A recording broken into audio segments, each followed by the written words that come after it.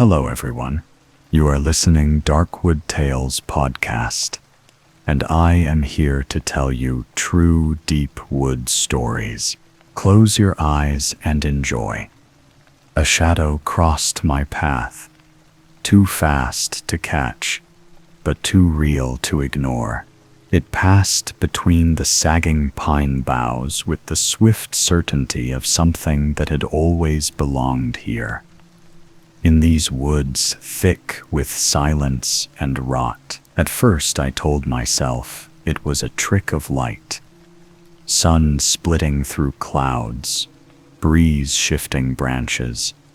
But the temperature dropped so suddenly, so utterly, that I saw my breath, white and uninvited, curling upward like a wisp of fog in the thinning light. I stood frozen in the middle of a forgotten trail on the northwestern edge of the Cibola National Forest, in a place maps marked as hollow shade, though no one could recall when or why it had earned that name.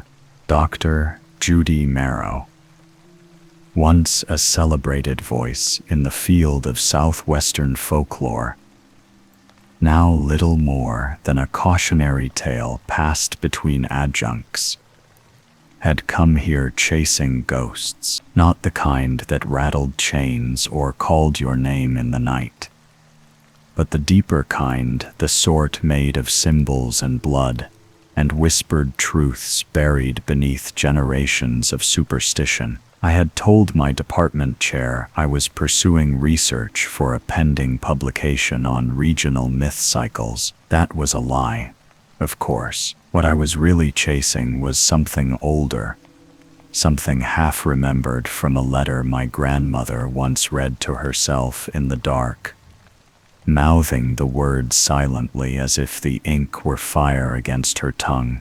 The forest greeted me, not with sound, but with its absence. No wind, no birdsong, only the hush of pine needles surrendering their grip on the high branches to fall with reluctant grace to the earth. The trail was barely a path anymore, just a soft parting in the undergrowth where something had moved again and again, too low to be human, too narrow for any deer. It was there.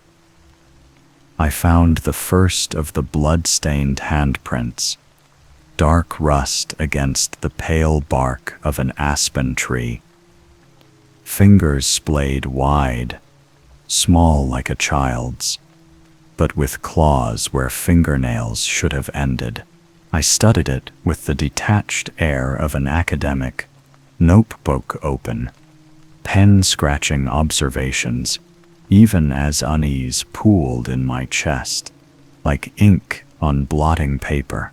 The blood had dried long ago, but not long enough for the scent to have faded. It clung to the air, a sweet, iron-rich miasma that grew stronger with each breath. I tore my eyes from the handprint and forced my feet to keep moving. I told myself I had driven too far and sacrificed too much to turn back now. But deep down, I knew the truth. I didn't want to turn back. Not yet. Some part of me needed to see it through. As the sun dipped behind the treetops, staining the sky the color of old bruises, the first whisper came. It was not a voice. Not at first, more like the dry rustle of paper caught in wind. Then it sharpened, threads of syllables strung together into something ancient, something chanted. I couldn't place the language. It was older than Spanish, older than the Pueblo dialects I had studied. It rolled like stone on bone, dragging syllables like chains. Zunwak, Tal, et Venathal. I stopped walking, held my breath. The words had no speaker, just the empty air, the trees, the soil, and yet they pressed into me, thick as fog and twice as cold. By the time I reached the base of the ridge, known locally as Deadlight Rise, the trembling had begun. It was subtle at first, the smallest quiver beneath the soles of my boots, like the heartbeat of some buried beast. I knelt, pressed a palm to the damp earth. It pulsed once, a deep thud like a drum beneath skin, and then was still. That was the first time I truly considered that I might not be alone, not in the metaphorical sense, but truly, profoundly outnumbered by things that remembered a time before names. Camp was a clearing, surrounded by skeletal trees, their bark split and curling like old parchment, their branches heavy with strands of moss, the color of dried blood. I pitched my tent, lit a small fire, and pretended not to notice the eyes I felt watching me from the periphery of firelight. There were no animals, no owls, no skunks. Not even the crickets had followed me into this place, only the steady creak of limbs overhead, and somewhere far beyond, that voice, still chanting, just beyond the limits of understanding. That night, I dreamed of vines and twid. They coiled around my legs, like ivy with teeth, pulling me down into the soil. I tried to scream, but the forest pressed its roots into my throat, silencing me. And then came the serpent, a great length of spine and tendril, bones lashed together with bark and sinew, eyes hollow and hungry as it slithered between trees that bowed in reverence. It passed beneath the ground, its movements rippling through the soil, like the pulse of some vast breathing machine. When I woke, the handprints were on my tent, one on each side, smeared in fresh blood, though no sound had stirred me in the night. I stepped outside, flashlight trembling in my grasp. The trees stood silent, and yet the handprints pulsed faintly, as if the blood were still warm. I packed my things with shaking fingers and followed the trail deeper. This was no longer research. This was a calling. The path beyond Deadlight Rise grew less like a trail and more like a wound, narrowed to a gash, torn through underbrush where thorns stitched the air, and branches reached low, like hands that did not wish me to pass. I moved with careful, deliberate steps, my boots pressing into soil, so soft it sighed with each tread, as though the forest exhaled me deeper. With every footfall, the smell of blood still lingered, faint but unrelenting, woven into the scent of pine resin and damp rot. The blood-stained handprints reappeared every few dozen paces, always at shoulder height, always slightly off-center, as though left by something that didn't walk in quite the same posture as a person. Some prints were old, cracked and faded to a rust-colored flaking that crumbled if touched. Others were darker, tackier, and one in particular looked as though the hand that made it had pressed too hard, as if desperate to hold its shape in the world. I found myself glancing behind me more often than forward, afraid I might see my own prints forming in reverse, dragged by unseen hands. No birds called in hollow shade, not a single sound emerged.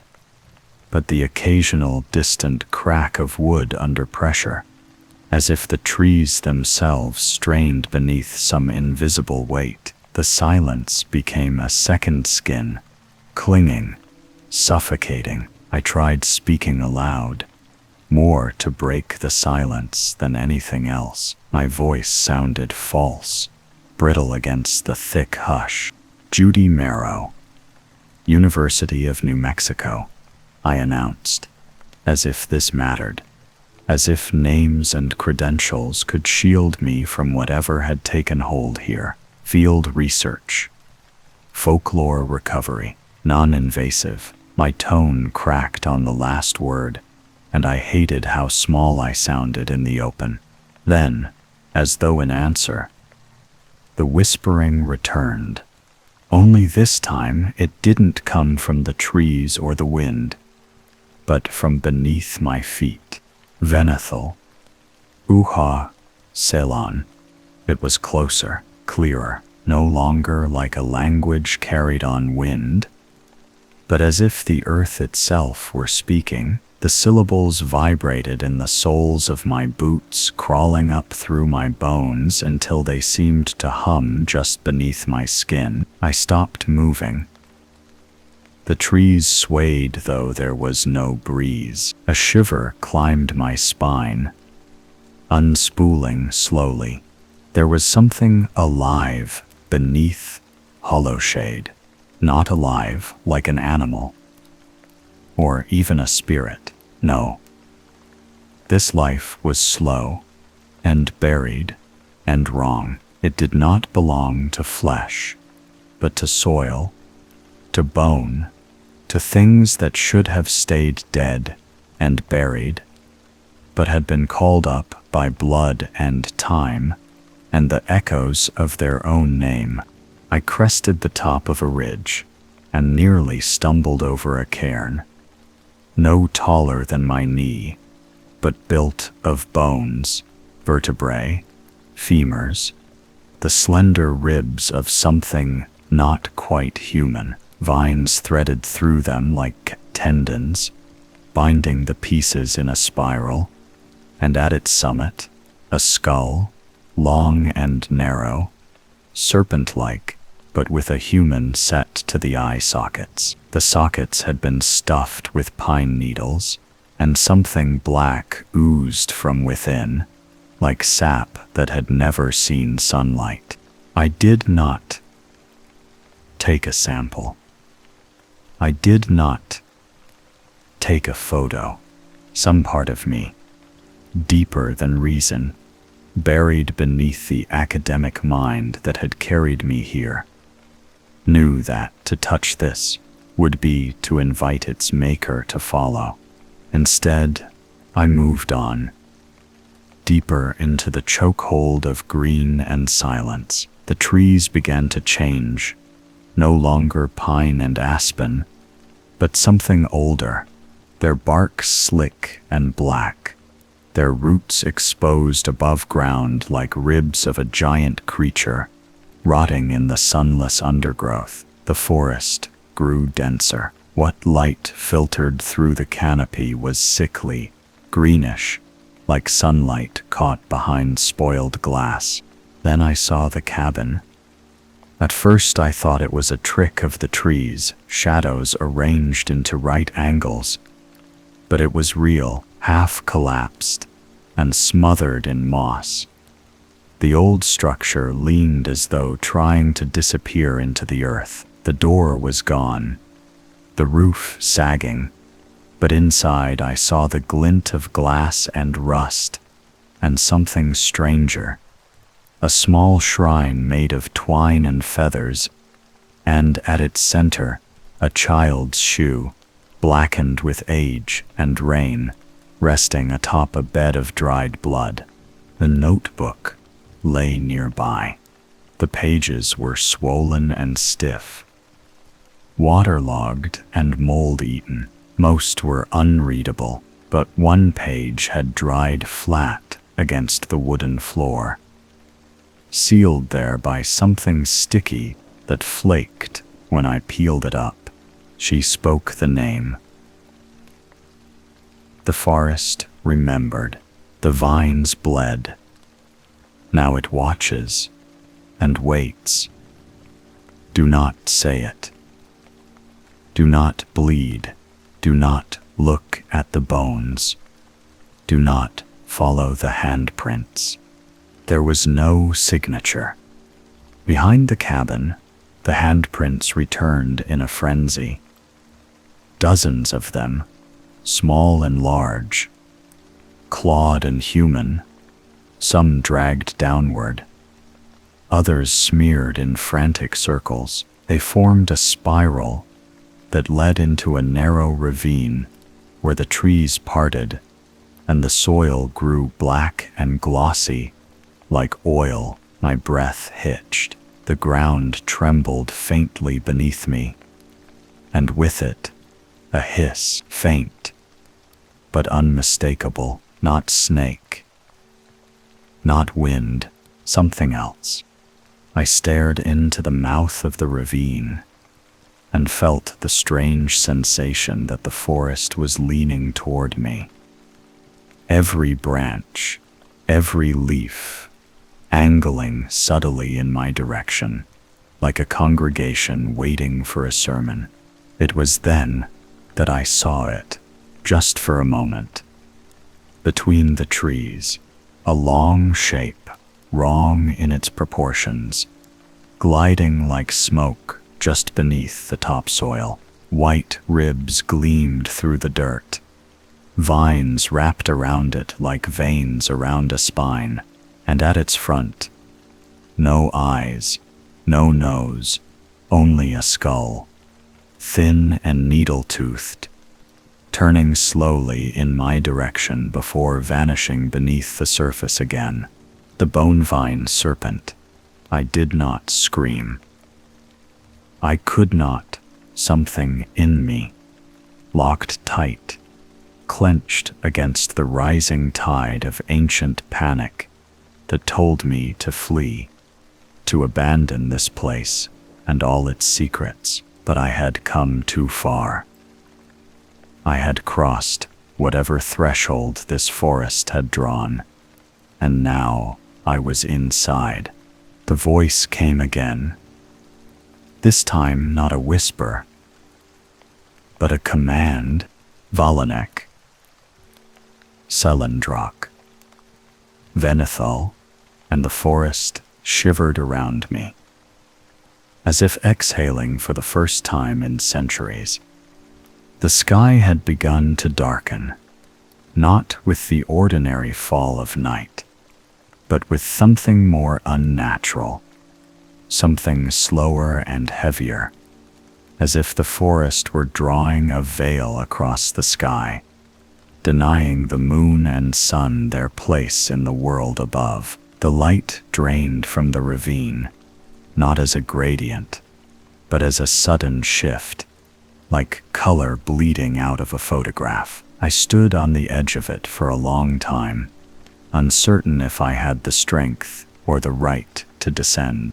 The spiral of handprints at my feet looked fresher now, darker in hue, tackier than before, as though whatever left them had passed only minutes ahead of me. And yet there were no footprints, no signs of weight or struggle, only the marks of hands and claws.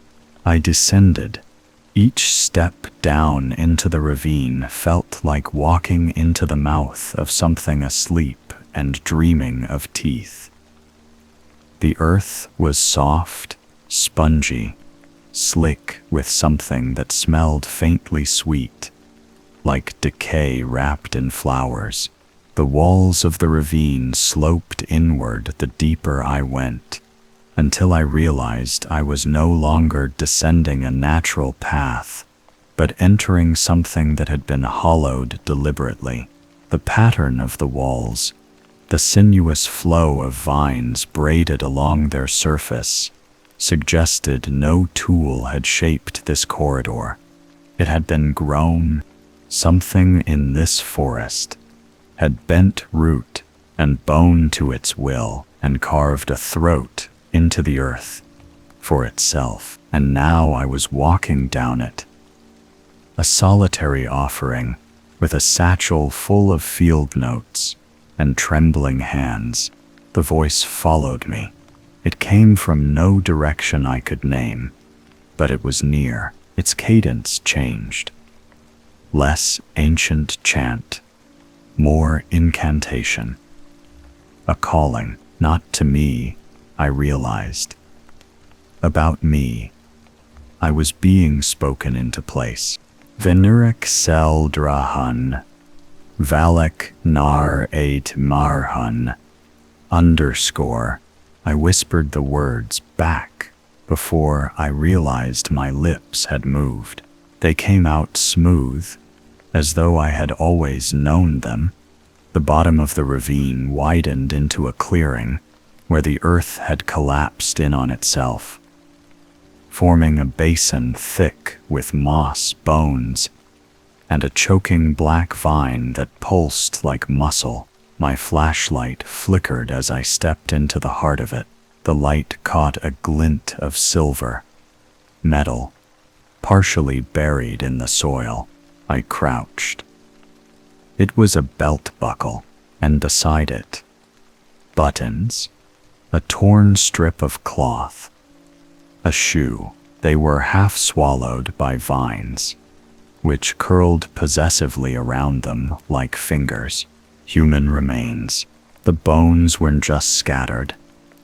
They were arranged. A ribcage stood upright, cradling a bird's nest filled with black seeds. A femur had been driven into the soil like a post, wrapped in animal sinew that still twitched faintly. A skull, uncracked and pristine, balanced atop a rock with flowers blooming from its sockets. There was a rhythm to the decay here, not mindless death, but ritual. I backed away slowly. And then the earth opened.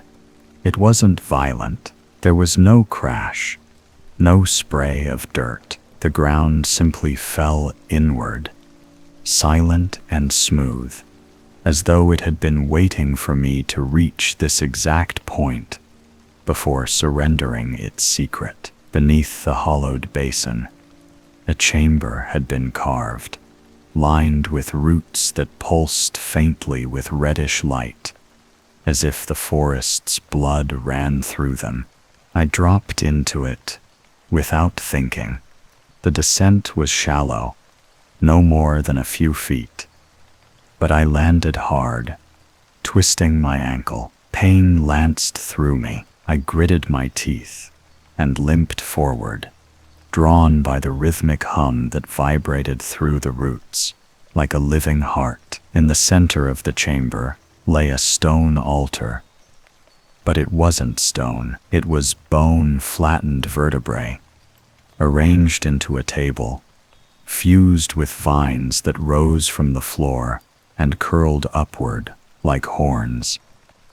And on the altar, a child's body, desiccated, eyes hollow, lips sewn shut with brambles. Its hands had been folded across its chest, and its chest cavity was cracked open like a broken egg. Inside, not organs, but soil, thick, black, wet soil that writhed slightly.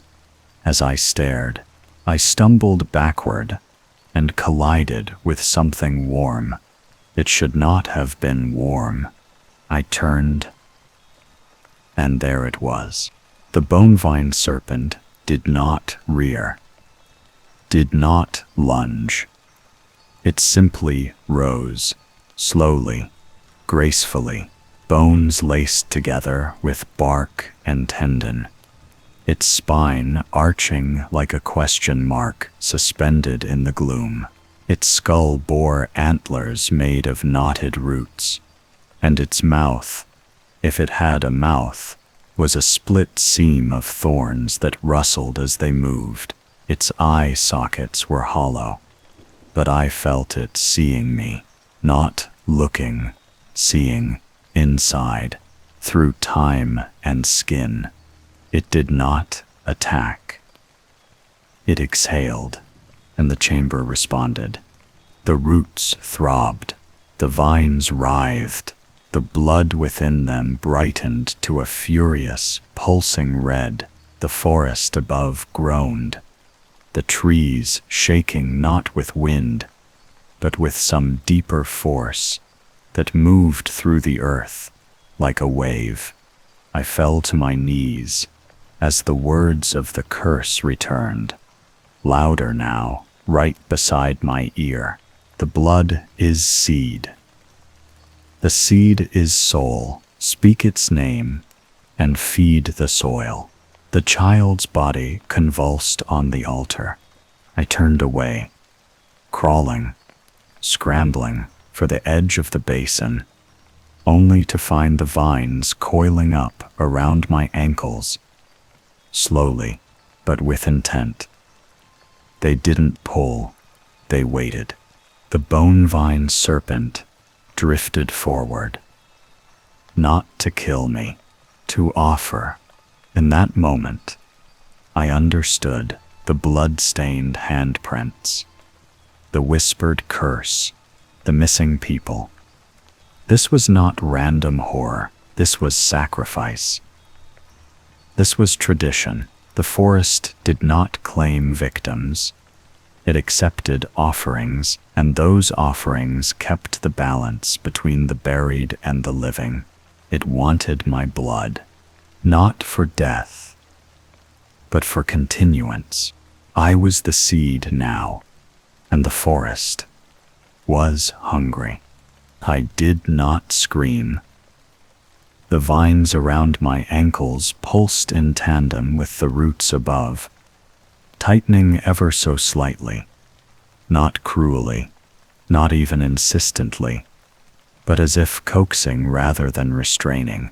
The forest did not seem eager to destroy me, not in the way horror stories promised. It simply waited for me to understand my place within it.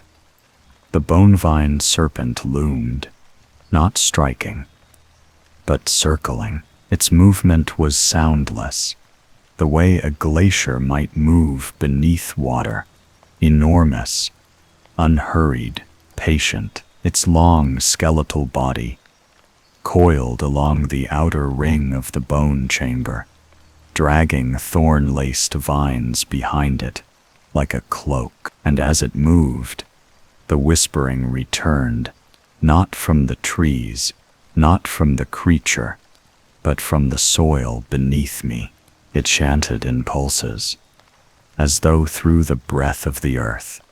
Vensalath, Kulundrak, Vensalath, Kulundrak. Each time the phrase repeated, something within me twisted, not a physical thing, something deeper. I had studied languages, phonetics, ancient dialects carved into cliff walls and sun-bleached skulls, but this was no human tongue. This language had grown from roots and rot, spoken first not by people, but by the forest itself, and somehow I understood it. The seed remembers, the soil forgives. Become the bridge. I clenched my jaw and pushed myself upright. My ankle screamed, but the pain was distant, irrelevant in the weight of what stood before me. I reached into my satchel, not for a weapon, not for my recorder, but for the small copper blade I kept for cutting samples. The edge was dull, better suited for bark than blood, but still sharp enough. The bone-vine serpent halted, its long head angling toward me, its root-like antlers flexed slightly, tasting the air. I didn't know why I lifted the blade to my palm. I didn't intend to do it, but some part of me, some primal, embedded piece, knew this was the next step in a ritual older than the mountains themselves. A test. A question. Would I give? Or would I be taken? I dragged the blade across my palm. Blood welled instantly. Not much, but enough. The vines around my ankles stiffened. The chamber exhaled. Roots reached for the drop as it fell, stretching like mouths across the ground. Where it struck, the soil shuddered and the vines bloomed. Suddenly, wildly, erupting in pale blossoms that opened not with petals, but with tiny teeth. The bone-vine serpent coiled closer. It hovered above me now, its skull just inches from mine. The rows of thorns shifting across its jaw like something chewing on silence. I should have been paralyzed, should have run, screamed, wept. But I stood still. I had to. The forest had asked something of me, and now it waited for my answer. A single vine rose between us, trembling like a question, and touched my open palm. Pain flared, not from the cut, but from the contact. Images flashed behind my eyes, not memories, not visions, but impressions. A child walking backward into the woods, hands pressed their own eyes, a fire smothered by vines, a mouth opening in the ground, bones growing like trees, roots devouring a screaming man's shadow, and beneath it all, a name, not in words, not in sound, in sensation, like the weight of dusk, or the memory of being buried alive, a name that could not be spoken aloud, without summoning what lay beneath. I staggered back, breath hitching. The serpent recoiled slightly, but it did not vanish. It watched, waited. I realized, with a horror that chilled the marrow of my bones, that I had passed some threshold. I was not prey. I was not even a visitor. I had been accepted. Something stirred above. A groaning, like trees wrenching themselves from the soil. I climbed out of the basin, just in time to see the sky split open, not with lightning, but with roots, descending from the canopy like ropes braided by a blind god. The air smelled of copper and crushed leaves. Around me, the trees bent low, not from wind, from reverence. They leaned inward, forming a cathedral of bark and thorn, and then the ground trembled fully now, with all pretense abandoned, a quake from beneath, rhythmic and thunderous, as though some massive beast were stirring beneath the entire forest. The soil cracked, blood seeped upward from old burials, and in the distance, carried through root and rot, I heard voices, human, screaming. I ran. I don't remember the path. I only remember the direction away. Vines snapped at me but did not grab. Branches closed, then opened again. The forest was no longer resisting me. It was escorting me, like an usher at a funeral I didn't yet know was mine. I burst back onto a ridge, and there through the trees, I saw firelight, a camp, 3 tents, a low burning fire, empty, abandoned, but recently, coffee, still steaming on a tin cup, a journal, left open on a stone. I snatched it up, thumbing through pages until I saw one dated 3 days ago, saw the prints again. Closer this time. Heard something underground last night. Hank says we shouldn't have spoken the name. I didn't even realize I had, just repeated the chant from the cave wall. Just once, I turned the page. The ink was smeared. Blood dotted the corner. A final line read, "The forest is listening." It remembers. Behind me. The whispering began again. Not far now. Not beneath. Not imagined. All around me. Vensalath. Kelun Drak. The seed is soul. The soul is ours. I turned, and they were there. Figures, human shapes, but wrong. Limbs too long. Faces hidden beneath bark. Eyes hollowed out. Vines grew from their backs. Threading into the soil, they stood in a ring, not closing in, but waiting, not to kill me, to join me, because I had spoken the name. I had bled. I had entered the hollow. I had accepted the serpent's touch. I stumbled backward, and the ground gave way. The fall should have broken my spine. The ground simply opened. A slick gasp of earth and root, and I plunged through it, blind, weightless, swallowed whole by the mouth of hollow shade. But the forest was not done with me yet. I didn't fall onto rock, or bone, or even soil. I fell into roots, thick, flexing things, damp with sap and heat. And they caught me like muscle, not vines wrapping tight, not a cage, a cradle. They held me gently. That was worse.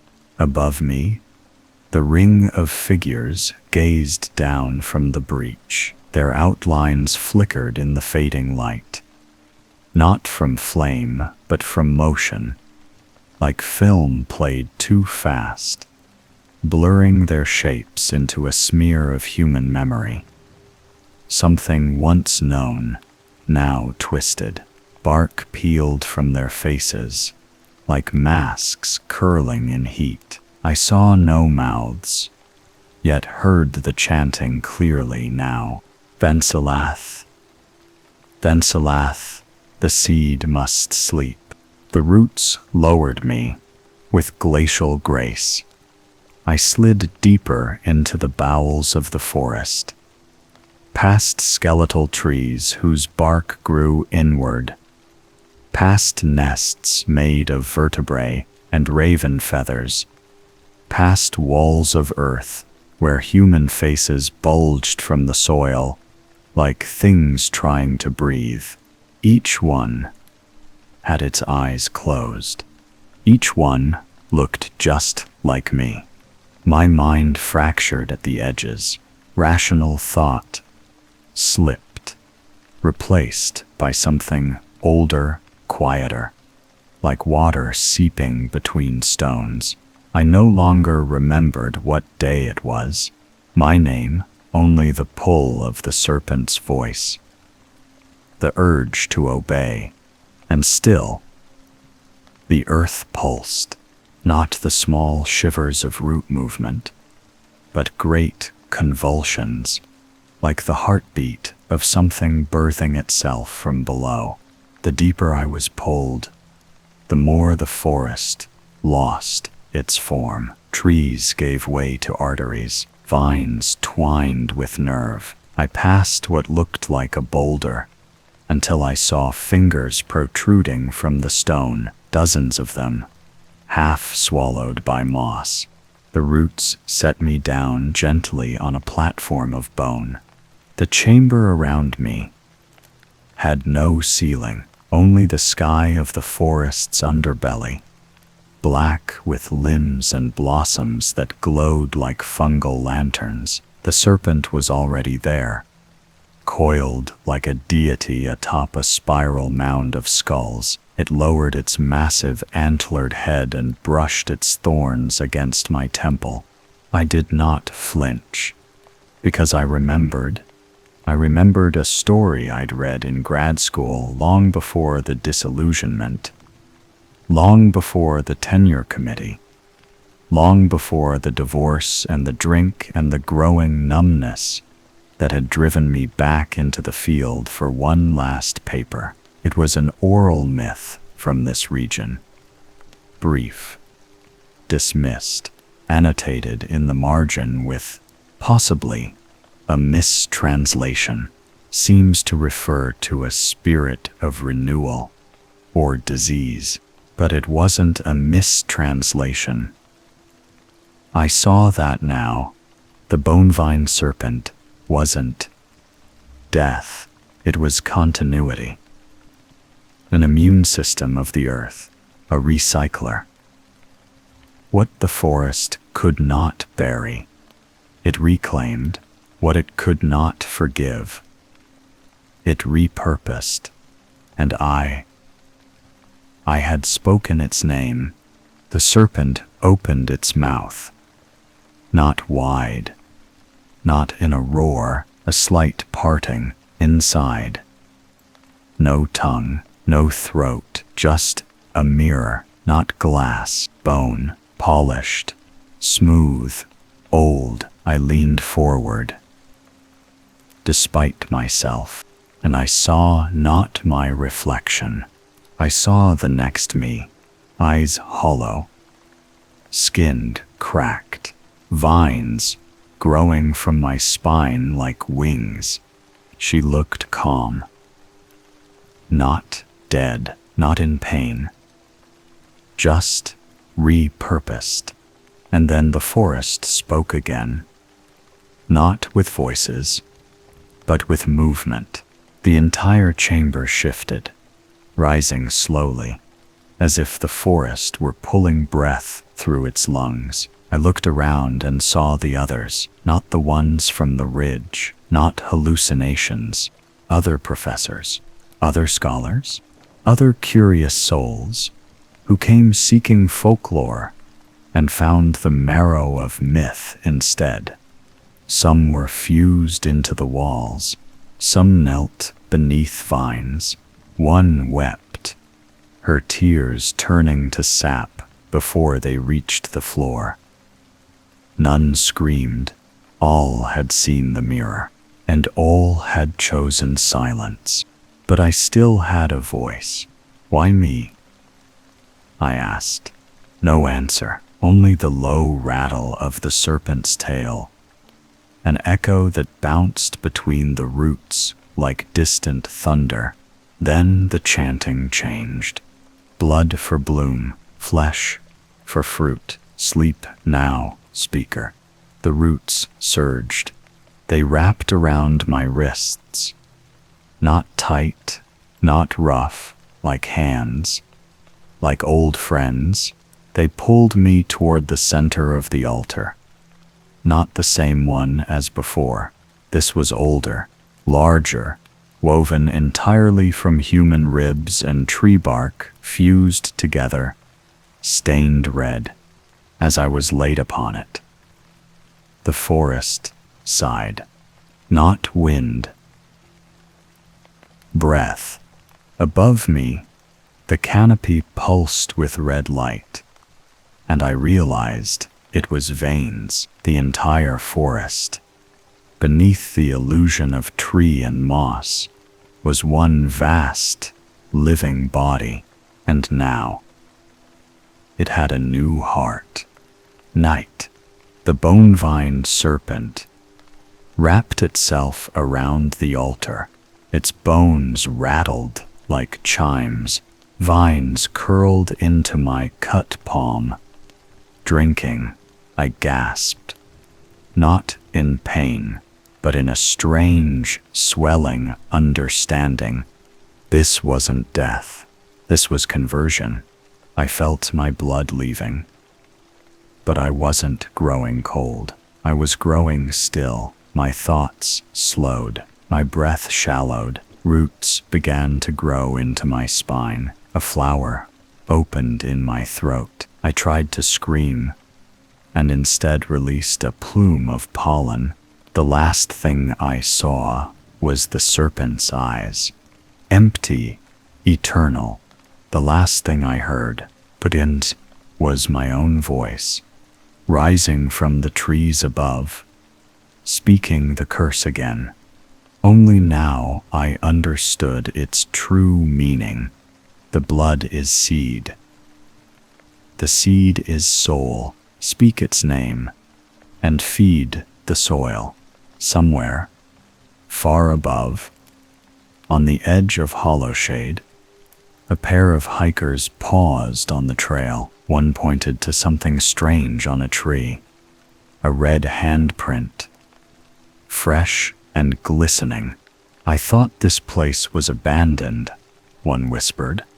The other leaned closer, and from the canopy, where the vines waited like veins just under skin, a voice drifted down, sweet, slow. Vencelath, the forest, claimed another soul that night, and it would never stop hungering. Story 2. The fog wrapped around me, cold and suffocating. It moved like a living thing, curling tendrils, slinking through the undergrowth, nestling into the folds of my coat, and brushing my skin with clammy, unseen fingers. It wasn't mere condensation, not the innocent veil that drapes over sea cliff mornings, or the breath of riverbeds at dawn. No. This fog possessed intent. It muffled the trees and smothered sound, muting the forest into a breathless hush that stretched, impossibly, across the endless woods of Kajimkujik. The pine needles beneath my boots cracked faintly, brittle from last night's frost.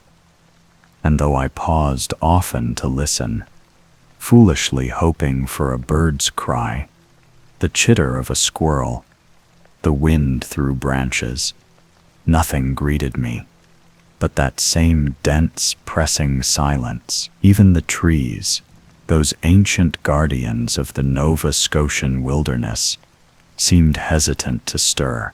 Ravenbrook had warned me, though never directly. It whispered in its own way, through missing person posters fading on the bulletin board outside the general store, through the way the townsfolk dropped their voices when I asked about the old trails in Kajimkujik, through the heavy-lidded gaze of the innkeeper when I mentioned the folklore I was chasing.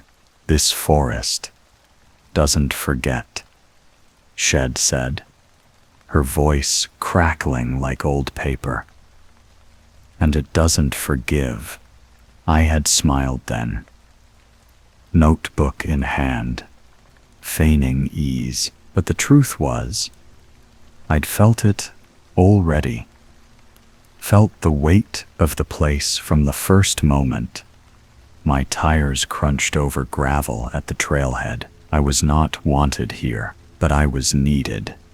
In that peculiar way, all obsessed people feel necessary to the mythologies they pursue. I was Christine Alden, professor of folklore at Halifax University, and for the last 3 years, I had been chasing whispers.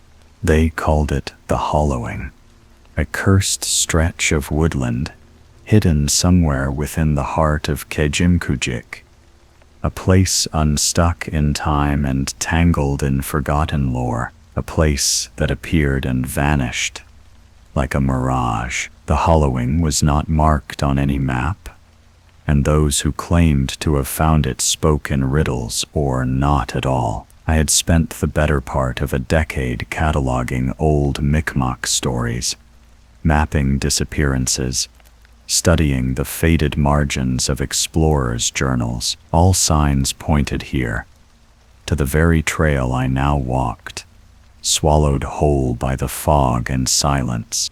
But I did not walk blindly. Each step I took was weighted with preparation. GPS trackers, topographic maps, a compass, a flare gun. My bag was heavy with caution. I had left a precise itinerary at the inn-timed check-ins via satellite phone, and a dictated message to be sent if I failed to return. Still, preparedness does little to comfort a mind already fraying at the edges. The fog thickened, choking the path. My compass spun, once, twice, then stilled, pointing not north, but deeper into the brush. I stopped breathing for a moment, eyes scanning the pines. A shudder passed over me, not from cold, but something subtler, more primal, a feeling like being watched, not by an animal, but by the forest itself, as though the trees were leaning in, listening. And then came the breath. It passed beside my cheek, chilling the air with a suddenness that defied logic. No wind stirred, no creature scurried, just that single deliberate exhale, cold, damp, and wrong. I whirled, my flashlight beam slicing the mist. But nothing moved, no footprints, no shadow, only the fog, thicker now, clinging to me like spider silk. The air had changed. The trail behind me was gone, swallowed whole by the white. Panic swelled in my chest, but I forced it down. I was a scholar. I had trained for this, studied for this, but the logic of maps and markings meant little here. I could feel it. Something had shifted. Some threshold had been crossed. The hollowing had found me. The ground beneath my boots had softened, moss now thick and waterlogged, swallowing the soles with each step, as if trying to root me in place. The trees were changing too. Gone were the tidy rows of pine and spruce, replaced by gnarled trunks, warped by time and weather. Their bark hung in peeling ribbons like old flesh sloughing away, and their limbs curled upward unnaturally, black against the pale mist, like fingers clawing toward some unseen ceiling.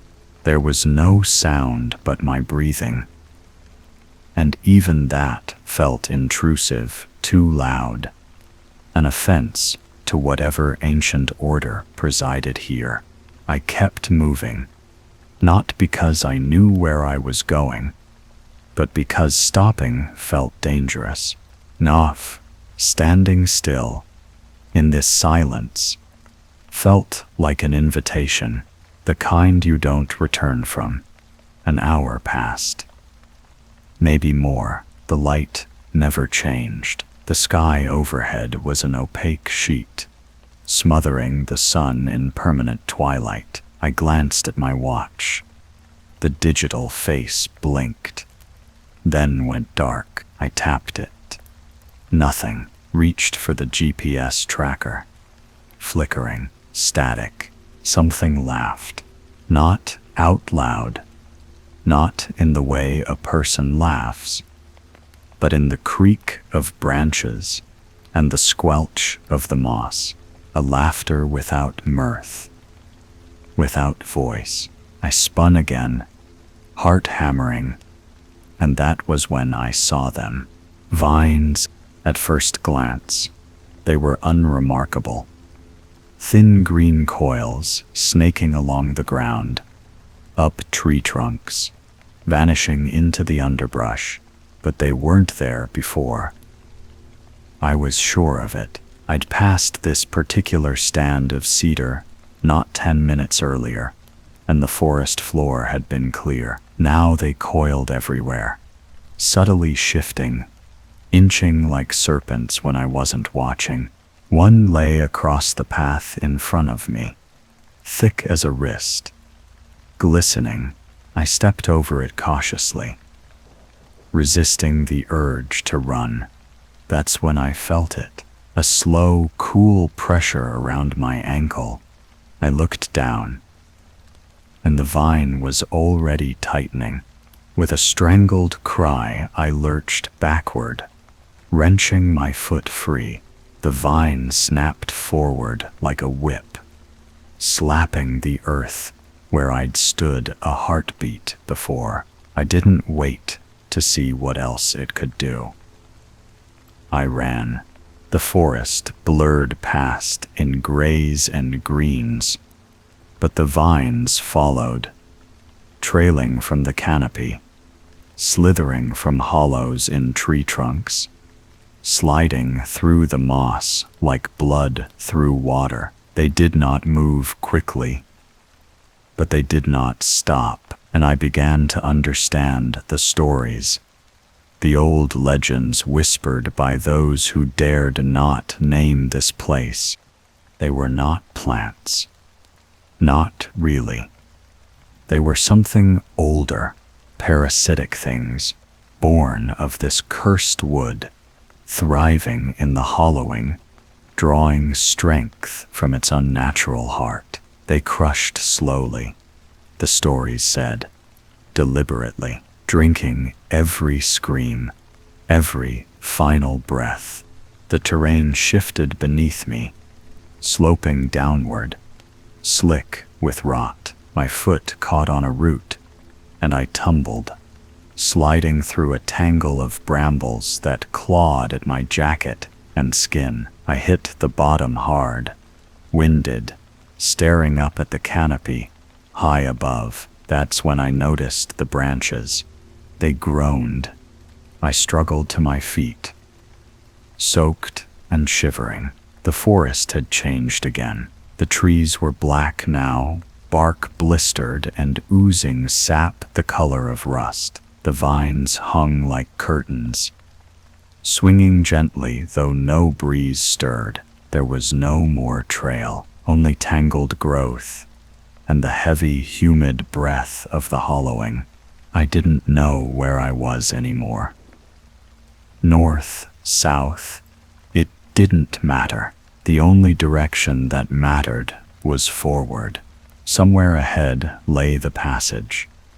I pushed onward, muscles aching, breath ragged. I didn't know how long I walked. Hours, maybe, or days. Time had grown soft, like the ground, like my mind, and then I found it, a clearing, dead center of the hollowing. The air here was still, not calm, but expectant, like lungs held tight in anticipation. The trees circled the glade like sentinels, taller than before, their bark blackened with age and sorrow. At the center stood a monolith of stone, half buried in moss, inscribed with marks I recognized from my studies, Mi'kmaq glyphs, a warning, a plea, a seal.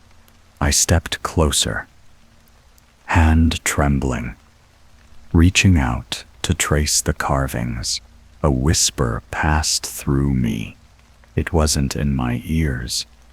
It was inside me, not a voice, but the memory of one. It spoke of bargains, of blood, of roots that once drank from sacred springs and now fed on the bones of the lost. It showed me flashes, faces twisted in agony, vines coiling around throats and limbs, forests that wept ash. The hollowing had not always been cursed. It had been corrupted, and the only way out was through its heart. Behind the stone, half hidden beneath a curtain of vines, I saw the arch, not made by man, but by nature, or what passed for nature here. Two massive trees bent toward each other, their branches twisted together into an aperture, just large enough for a person to pass through, but it tipped forward, The vines quivered. The ground moaned. The forest screamed without sound. I passed beneath the arch. Light shattered. Not light from above, but from within. A searing white flash that split my vision. I fell forward, struck by nausea and the sense of falling, endlessly falling. Then darkness. When the darkness lifted, I was no longer in Kijimkujik, at least not the Kijimkujik I knew from maps and folklore texts, not the park etched into satellite images and ranger brochures. This place, this mirror realm, bore only a cruel echo of what had come before. The forest was utterly still, as if sound itself had been exiled. The trees were the same in shape, but devoid of bark, their trunks pale as bone, their roots bleeding black into the soil. Above me, the canopy swayed as if under some unseen pressure, breathing, perhaps, in slow, terrible rhythm. The vines were here too, of course, thicker now, pulsing, alive. The ground sloped into a basin where the air hung so thick I could see it, like glass warped by heat, and it was there. I saw them, the ones who had never escaped, shapes bound in vines, slumped beneath tree roots or tangled midair, caught in a liminal embrace between death and eternity. Some were skeletons. Others had only just stopped screaming. I turned away, dry heaving, into the moss. My academic mind, once so hungry for forgotten truth, recoiled from what it had sought. The hollowing wasn't a passage. It was a mouth, and I had stepped into it.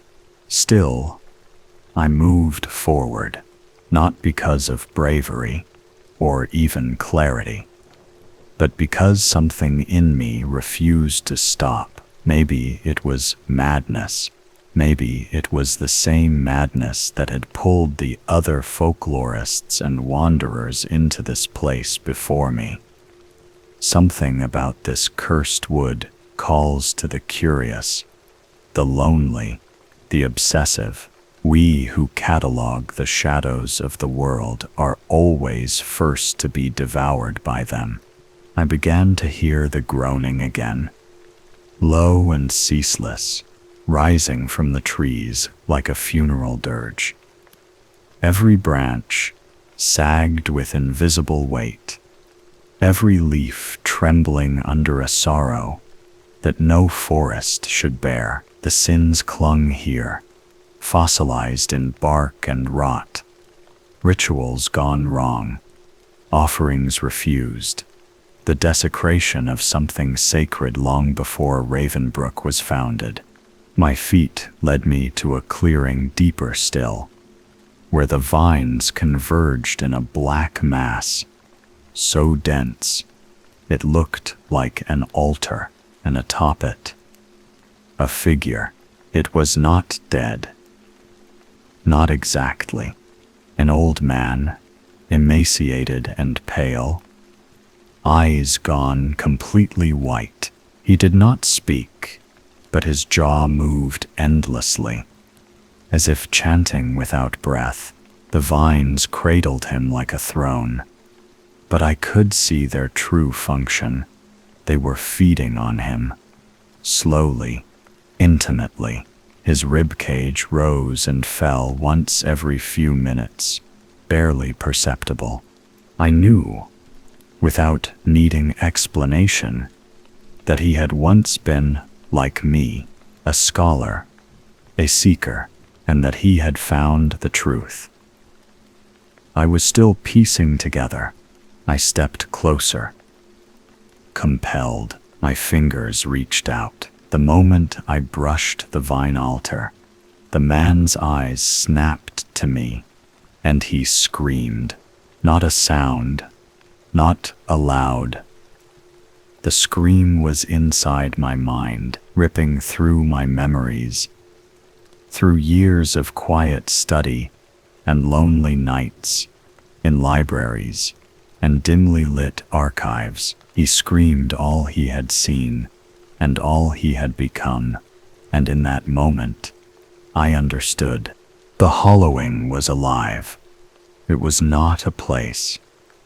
Not entirely. It was a consciousness, ancient and ravenous. It grew from forgotten wrongs, feeding on grief and memory, drawing the curious inward not to kill them, but to keep them, to consume their stories, to preserve their terror in amber.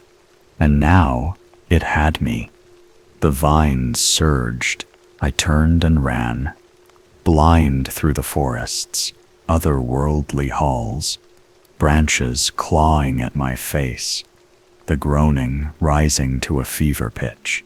Every tree, every root, every inch of earth conspired to hold me back. And then, in a sudden flicker of disorienting motion, like skipping a frame of film, I was back in the real woods.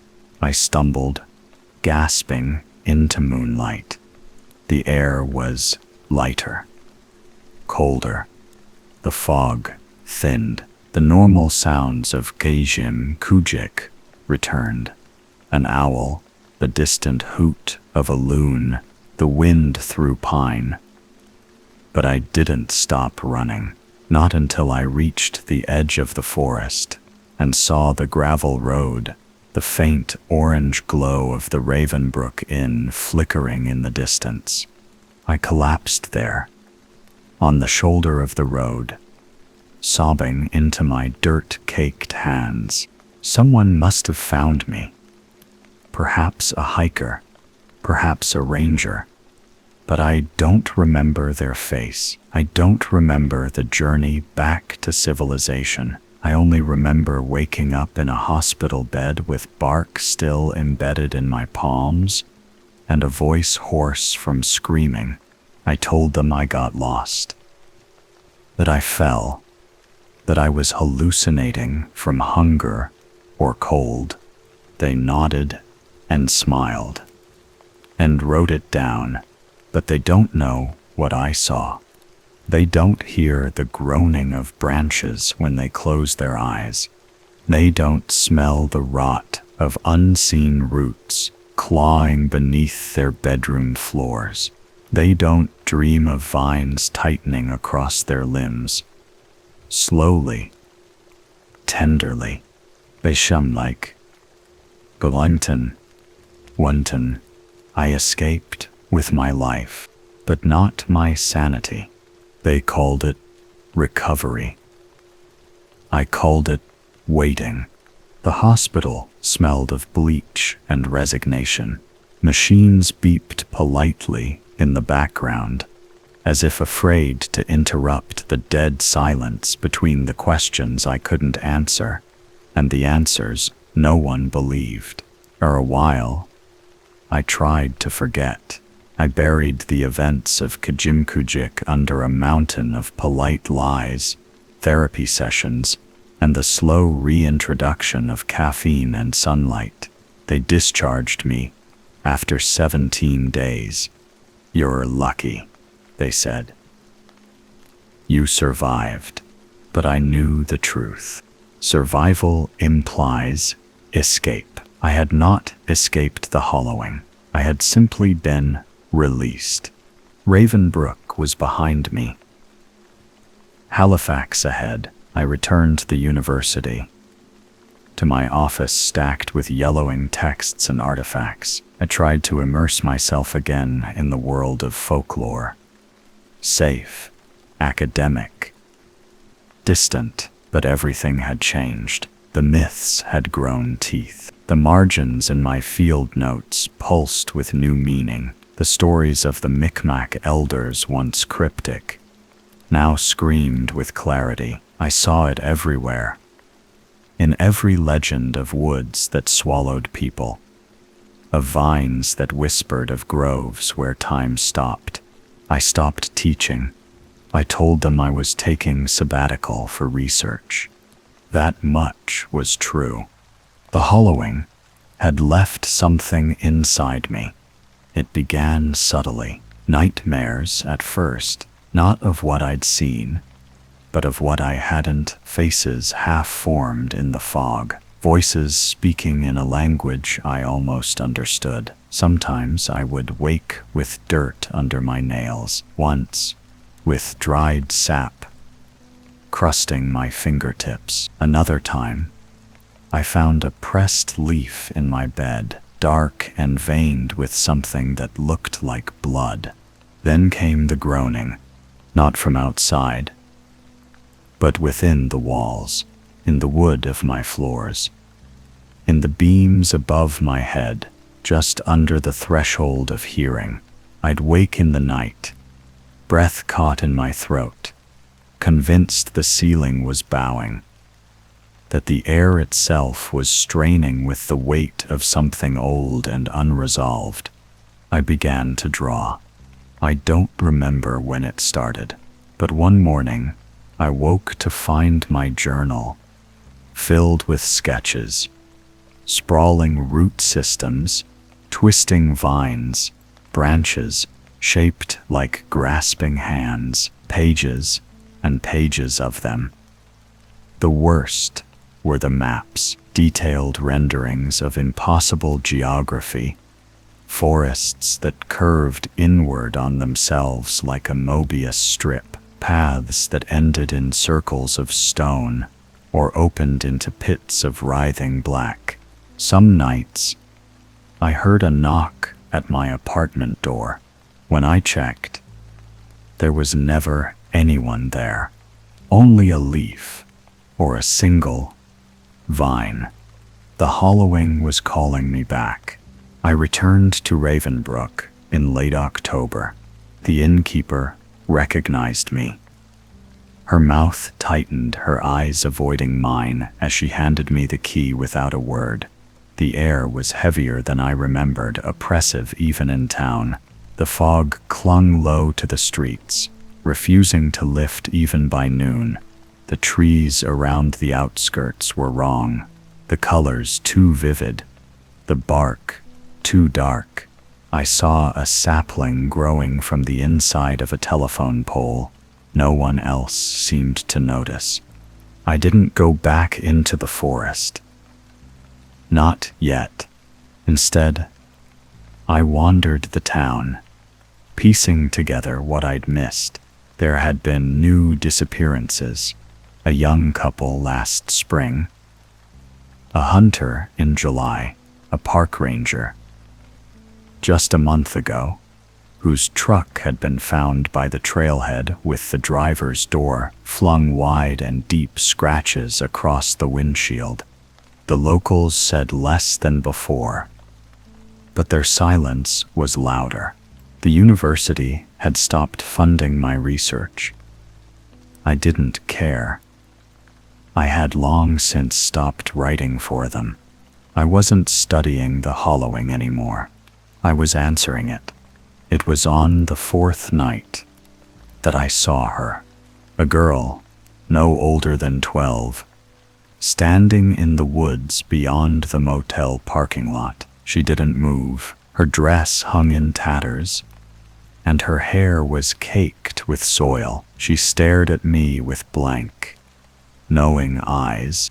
Then she raised her hand and pointed, not at me, behind me. I turned, and the world shifted. I was in the forest again, just like that. The motel vanished, the town, the lights, the sounds. Gone, only the trees. Towering, watching, breathing. The air was the same as before, thick, heavy with dread, and something sweeter, almost floral, masking decay. I could taste it in the back of my throat. The vines curled at the edge of my vision, retreating as I moved forward, only to reappear elsewhere, closer. The hollowing no longer needed pretext. It had claimed me. I moved toward the monolith. Again, the glyphs had changed. They pulsed faintly now, lines shifting beneath the surface, like worms in soil. The altar of vines still stood at the basin, but the figure upon it was gone. In his place, a void, a wound in space, rimmed with roots. I knelt beside it, feeling the pull, not physical, but emotional, like gravity woven into grief. And I heard it, a voice, not mine, not entirely, whispered through the roots. You are the seed. The truth unspooled then, slow and inevitable. The hollowing doesn't merely consume those who enter it. It plants them. It uses them. I had been marked. Long before I crossed its threshold, drawn by the bloodline of belief. The scent of obsession, it had called to me across decades of study. Decades of silence. It had found fertile ground in my mind, in my trauma, in my guilt. And now it was growing inside me. I don't remember returning to the motel, only that I woke up in the tub, soaked in mud, my mouth full of moss. I stopped fighting after that. Now, weeks later, I sit in my Halifax apartment, watching the wood grain ripple on my writing desk. The floorboards groan when I step too close to the corners. I haven't opened the windows in days. Vines are pressing against the glass. They whisper at night. The stories I used to teach were warnings, not parables, not metaphors. Actual, breathing history, echoes of roots that extend far beyond Kejimkujik, beyond Nova Scotia, perhaps beyond the world as we know it. I've begun receiving letters, not mailed, folded into the spines of my books, tucked under the door, written on bark. Each one contains a drawing, a name, a location. The hollowing is growing again. I know what I must do. I'm going back, not to escape, to tend the garden. There are stories we carry that don't belong to us. They cling like burrs hitchhiking across generations, quiet as breath, waiting to root. That's what the hollowing is. Not just a forest, not just a curse, but a seed of remembrance, a fungal spore of guilt and grief. It infects memory first, then meaning, then marrow. I used to think I was a survivor. Now I understand. I'm a vector. It began with the letters. Not all of them made sense. Some were scrawled in languages I didn't know. Not even one spoken, more like dream scripts.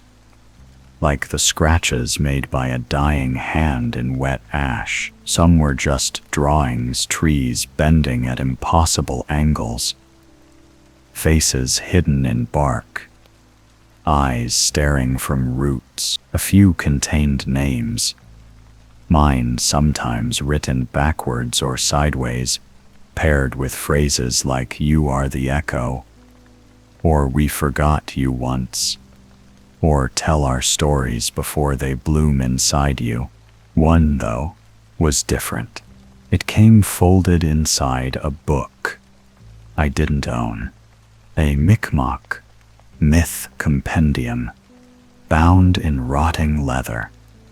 Pages handwritten in what looked like iron ink.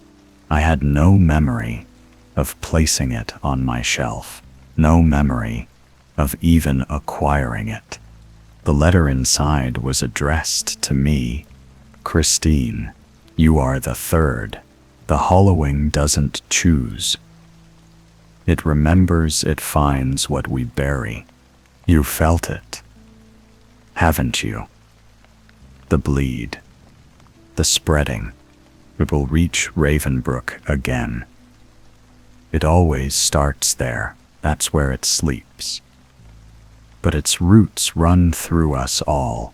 You must go back. Not to stop it, to guide it. To give it what it wants. Memory. Witness. Soil. Find the grove. It's ready. So are you. A mind do a. There was no return address. Only a glyph, half vine, half eye, the same one I'd seen etched in the hollowing's monolith. I didn't hesitate. Ravenbrook had changed. No one said it aloud. But it had. The fog came earlier now, and lingered long after dawn. Trees pushed against the town's edge, like curious beasts. Cell signals failed daily. The crows were louder, bolder.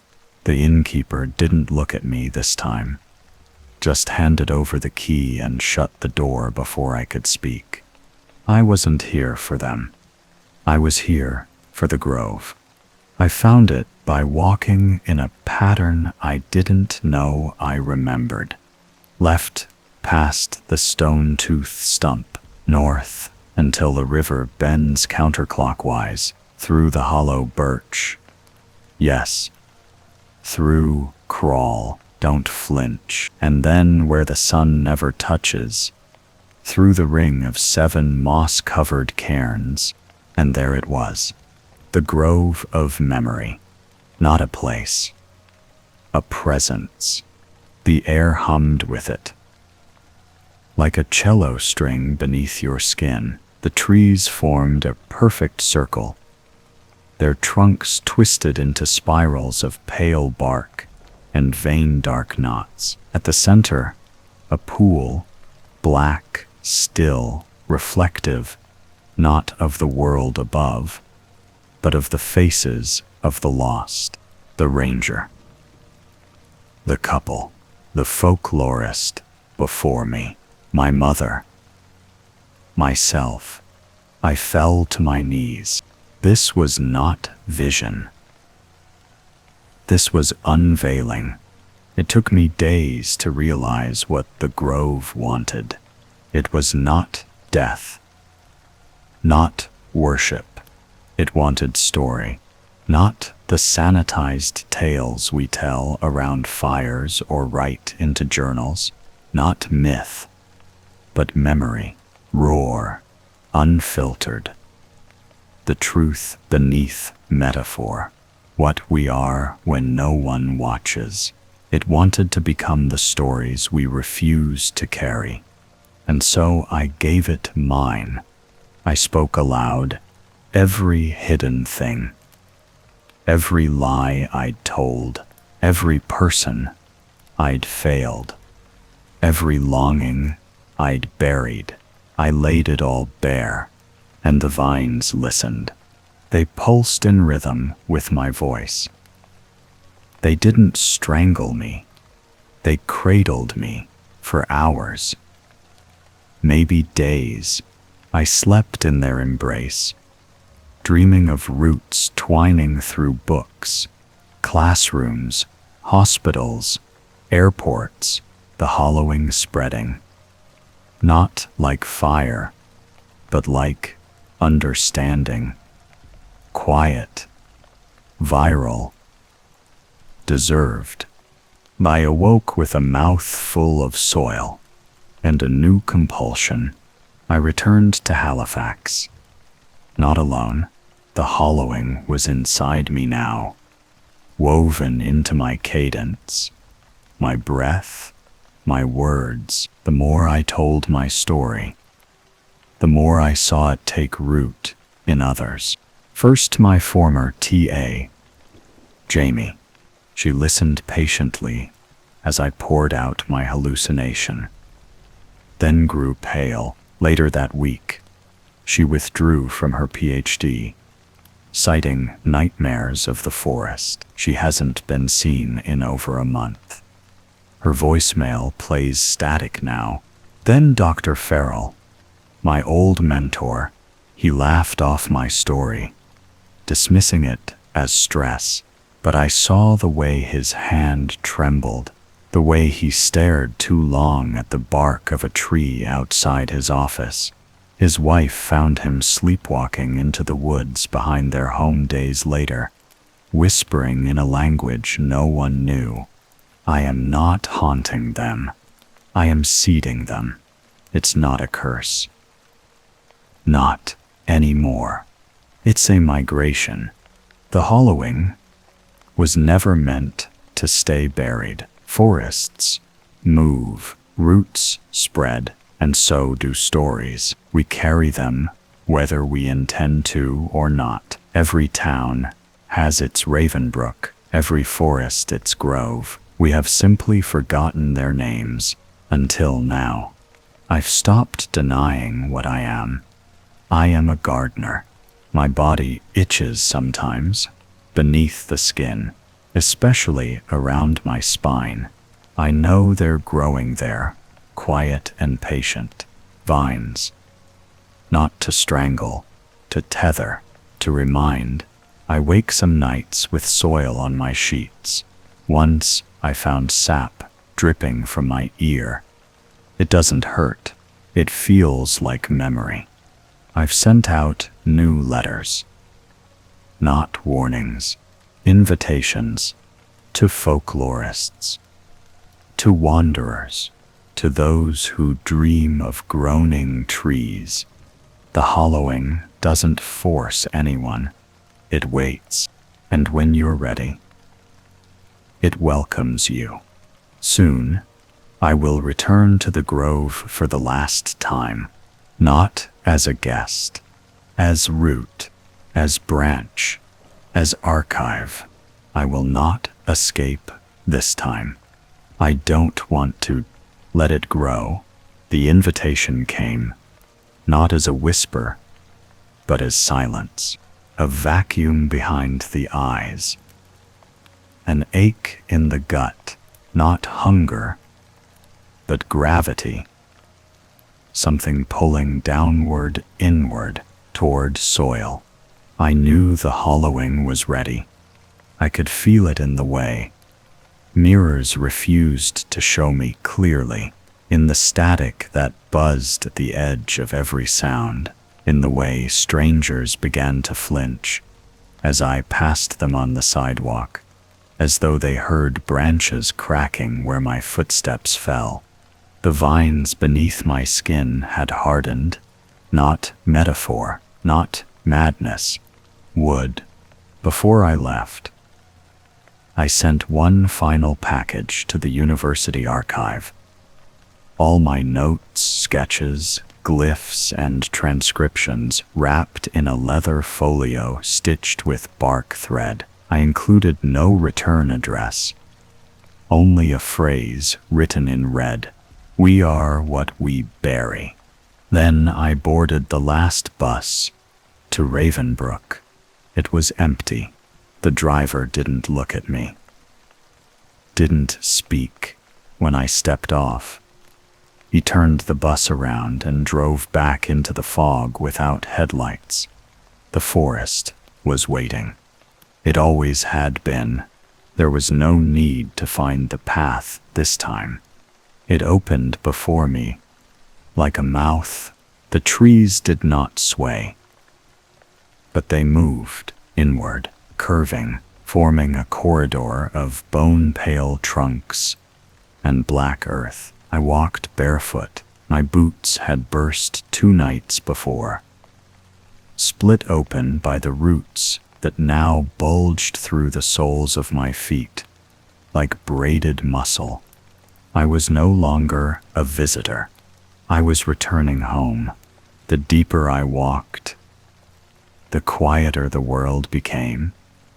Not empty, but listening. Every branch groaned softly, as though bearing the weight of 1 billion unspoken names. Wind no longer stirred the leaves. Instead, breath, cold, unnatural, endless. The same breath I'd felt the first night, so long ago, wrapping my bones like frost. The hollowing exhaled around me, and I stepped into the grove. It was larger now, vaster.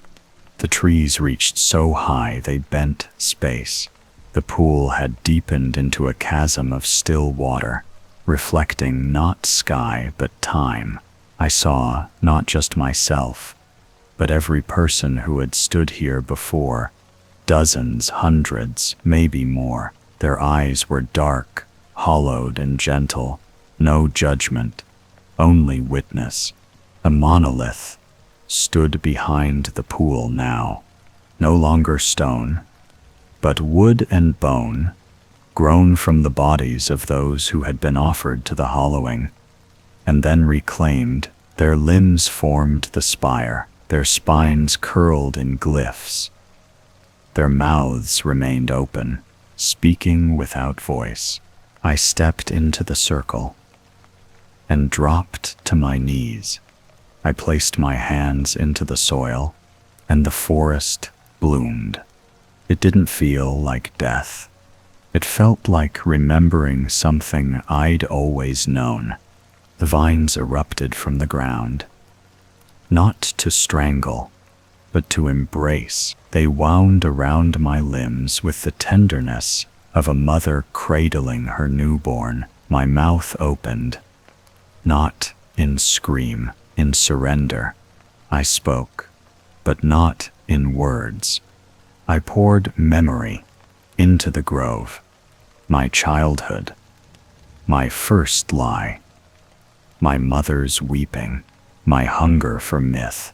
The night I chose to chase folklore instead of forgiveness. The man who died for me. The people who vanished because of me. The dream I mistook for curiosity, which had always been compulsion. My fear, my shame, my hope, all of it. The grove drank it and grew. The vines pressed into my skin, not over it, but beneath. They sank and spread and flowered. I became root. I became soil. I became echo. And for the first time in my life, I felt peace. I do not know how long I lay there, but I know what I became. Not a corpse, not a relic, a conduit. The hollowing is not a forest. It is a consciousness, a collective grief. It remembers what we bury, and it waits until we are ready to dig it up. Not with hands, but with story. I was only the latest gardener, and not the last. I escaped with my life, but not my sanity. And I know now that was never the goal. Epilogue. Root-bound. If you find this letter, do not come looking for me. You won't find a body, only footprints that vanish in the moss. Maybe a ring of stones, half buried. Maybe the sound of breath behind you when you're alone in the woods. But not me. Not anymore. Instead, listen closely, in silence, in sorrow, in story, because the hollowing is not in Kijimkujik alone. It's in every place we forget, every secret we rot inside ourselves, every grief we let grow wild. And it's waiting, not to punish, to remember, to root. And one day, It will come for you, not with claws, but with a whisper. Tell me your story. I'm listening. Story 3. A child's laughter echoed through the woods, light and tinkling, like wind chimes stirred by a breeze that carried no scent.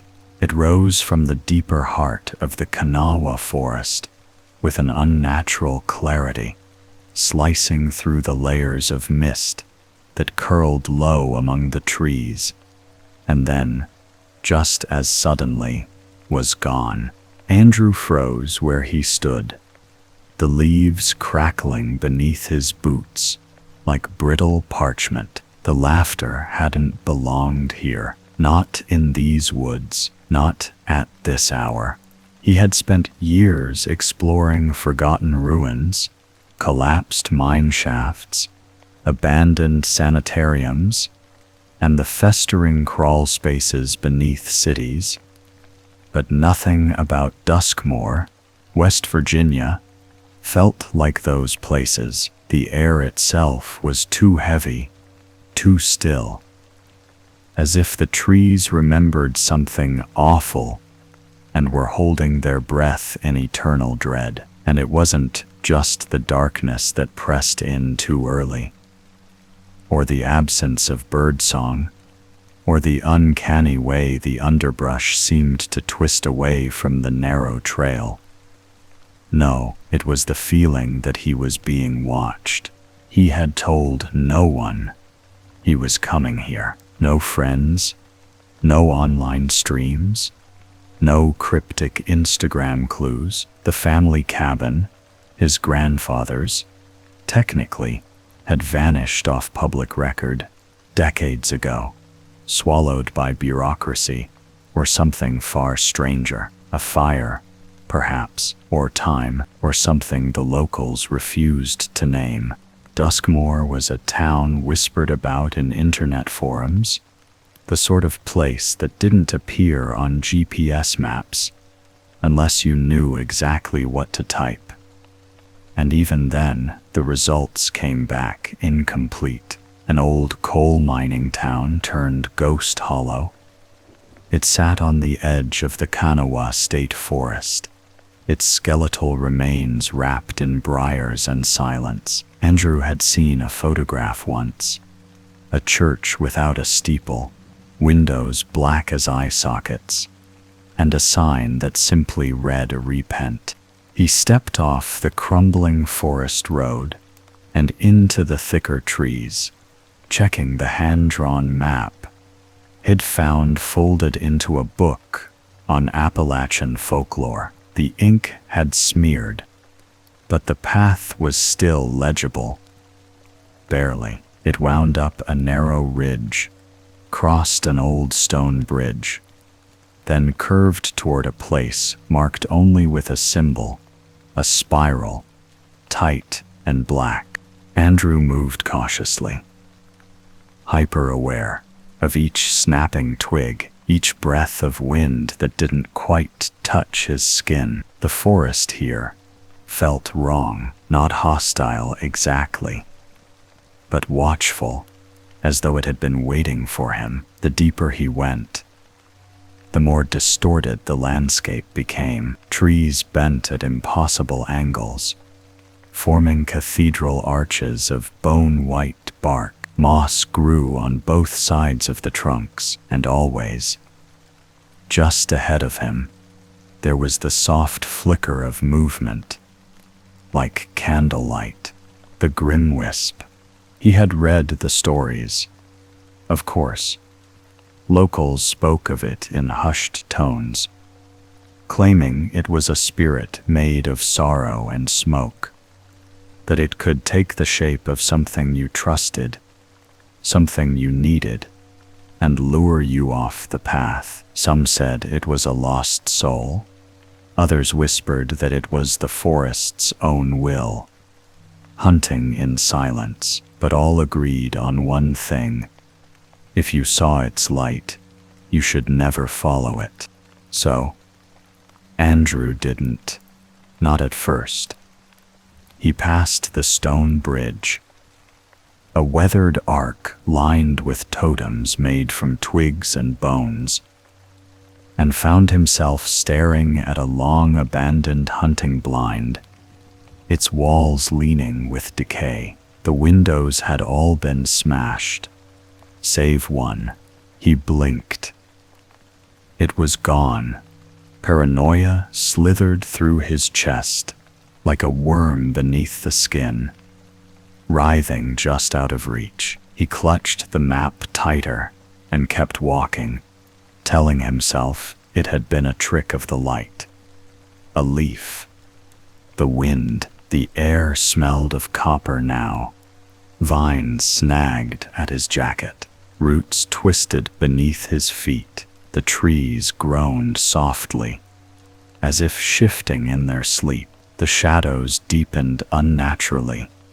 Even though the sun had not yet fully set, he used his flashlight sparingly.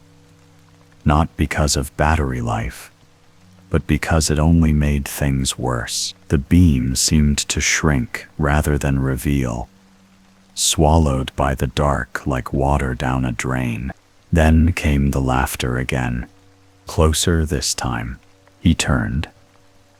Light, sweeping the trees. Nothing moved. But something was breathing. Not him. Not wind. Something slow, wet. Close. Andrew pressed on, heart thundering, vision tunneling into the dark. It stood in a clearing of dead leaves and ash, its roof sagging, its door half open. The windows were intact, but reflected no light, no moon, no stars. Just blackness. The handprint was there again, red and fresh. On the glass by the door, the air was colder. Wrong. Time felt thick here. The walls were covered in old family photos. His family. But the faces had been scratched out. The eyes burned away. The floor creaked underfoot. Cobwebs hung like curtains, and something moved in the rafters. In the center of the room lay a journal, open and yellowed. It was his grandfather's. They come at dusk, it read. The ink jagged. Lured by the wisp, the cabin is not a refuge. It is the bait. Andrew turned to run. The door slammed shut. Outside, the forest groaned. The light flickered. The creeping shadow slithered in, stretching across the floor like spilled ink, consuming everything it touched. The light bulb dimmed. The edges of the furniture vanished. The photos blackened completely. A child's giggle rang from the attic. He screamed. No one heard. The last thing he saw was the grim wisp, a pale flicker of light, shaped like a woman he once loved, smiling with eyes too wide and empty, reaching out. The cabin vanished by dawn. A week later, hikers found a bloody handprint on a tree near the old stone bridge. No one remembered a man named Andrew. No one ever did. Some nightmares never end. They only begin anew. The forest remembered him. It did not forget those who strayed too far from reason, who looked too long into shadows and listened too closely to the lies of flickering spirits. It remembered the taste of Andrew's breath, the thunder in his chest, the pattern of his feet falling faster and faster in that final fatal sprint toward a door that had never truly opened. And though his name faded from ledgers and lips, The imprint of him remained subtle at first, a boot mark never washed away by rain, a tremble in the leaves when no wind blew, a whisper in the hollows between roots. The grim wisp had taken him, but it had not yet finished. 3 nights later, Duskmore groaned awake. The town never truly slept, but in recent years it had fallen into a kind of uneasy stasis, forgotten by maps, bypassed by roads left to rot beneath vines and time. But now something pulsed beneath it, faint but growing, like a heartbeat returned to a corpse long buried. And miles away, down where the trail should have ended, and didn't, the forest gave birth to a new handprint. It appeared on the glass of an abandoned truck cab, left to rust in the hollow below Burnt Ridge, a pale print, smeared with blood not yet dried, fingers too long, too thin. A search party was called, not for Andrew, but for a local boy named Eli Moran, who had gone missing while hiking. He was only 8. His mother swore she heard him laughing just past the fire circle the night he vanished. But it wasn't Ellis' laughter. The forest echoed with, it was hers.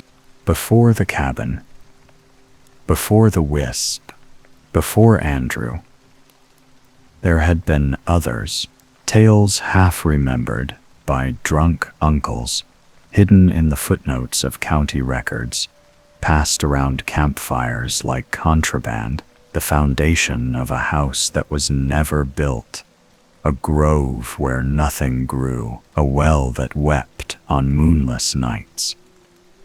Always the same forest, always Kanawha, but the spiral was older still, etched not only into trees, but stone, found beneath moss, inside hidden caves, even once on the shell of a snapping turtle, caught near Devil's Creek. No one remembered carving it. No one claimed it. Yet it marked a path that always led deeper. That symbol was carved into Andrew's skin now, invisible to the world, but burned into the memory of the forest. And it called to the next one. Clara Reddick hadn't set foot in Duskmore in 19 years. She had buried the town in her past, filed it away beneath therapy and sleepless nights, convinced herself the things she saw at age 13 had been dreams or worse, hallucinations from the carbon monoxide leak. No one discovered until it was too late, but when she received the envelope, unmarked, sealed in wax, no return address, something in her bones shuddered. Inside was a photo. Grainy, black and white. A cabin in the woods. A window. A handprint. She booked a red-eye flight the next day. Clara was 32 now, lean and angular, with tired eyes, and a scar behind her right ear she could never explain. She brought no camera, no journal, no compass, only the photo, a flask of rye, and a silver crucifix, worn smooth from years of clenched prayers. She didn't need directions. The forest would show her the way. She reached the edge of Kanawha by dusk, where the paved roads fell apart, and the map turned to legend. The woods were just as she remembered, immense, coiled in themselves, exhaling fog like an old animal sighing in its sleep. The moment she stepped beneath the first tree, the temperature dropped, not just the chill of shadow, but something deeper.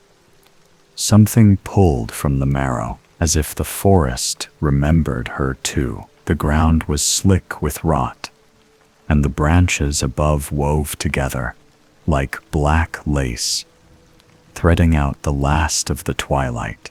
It didn't take long for the signs to begin. A child's laugh, barely audible, a flicker of movement.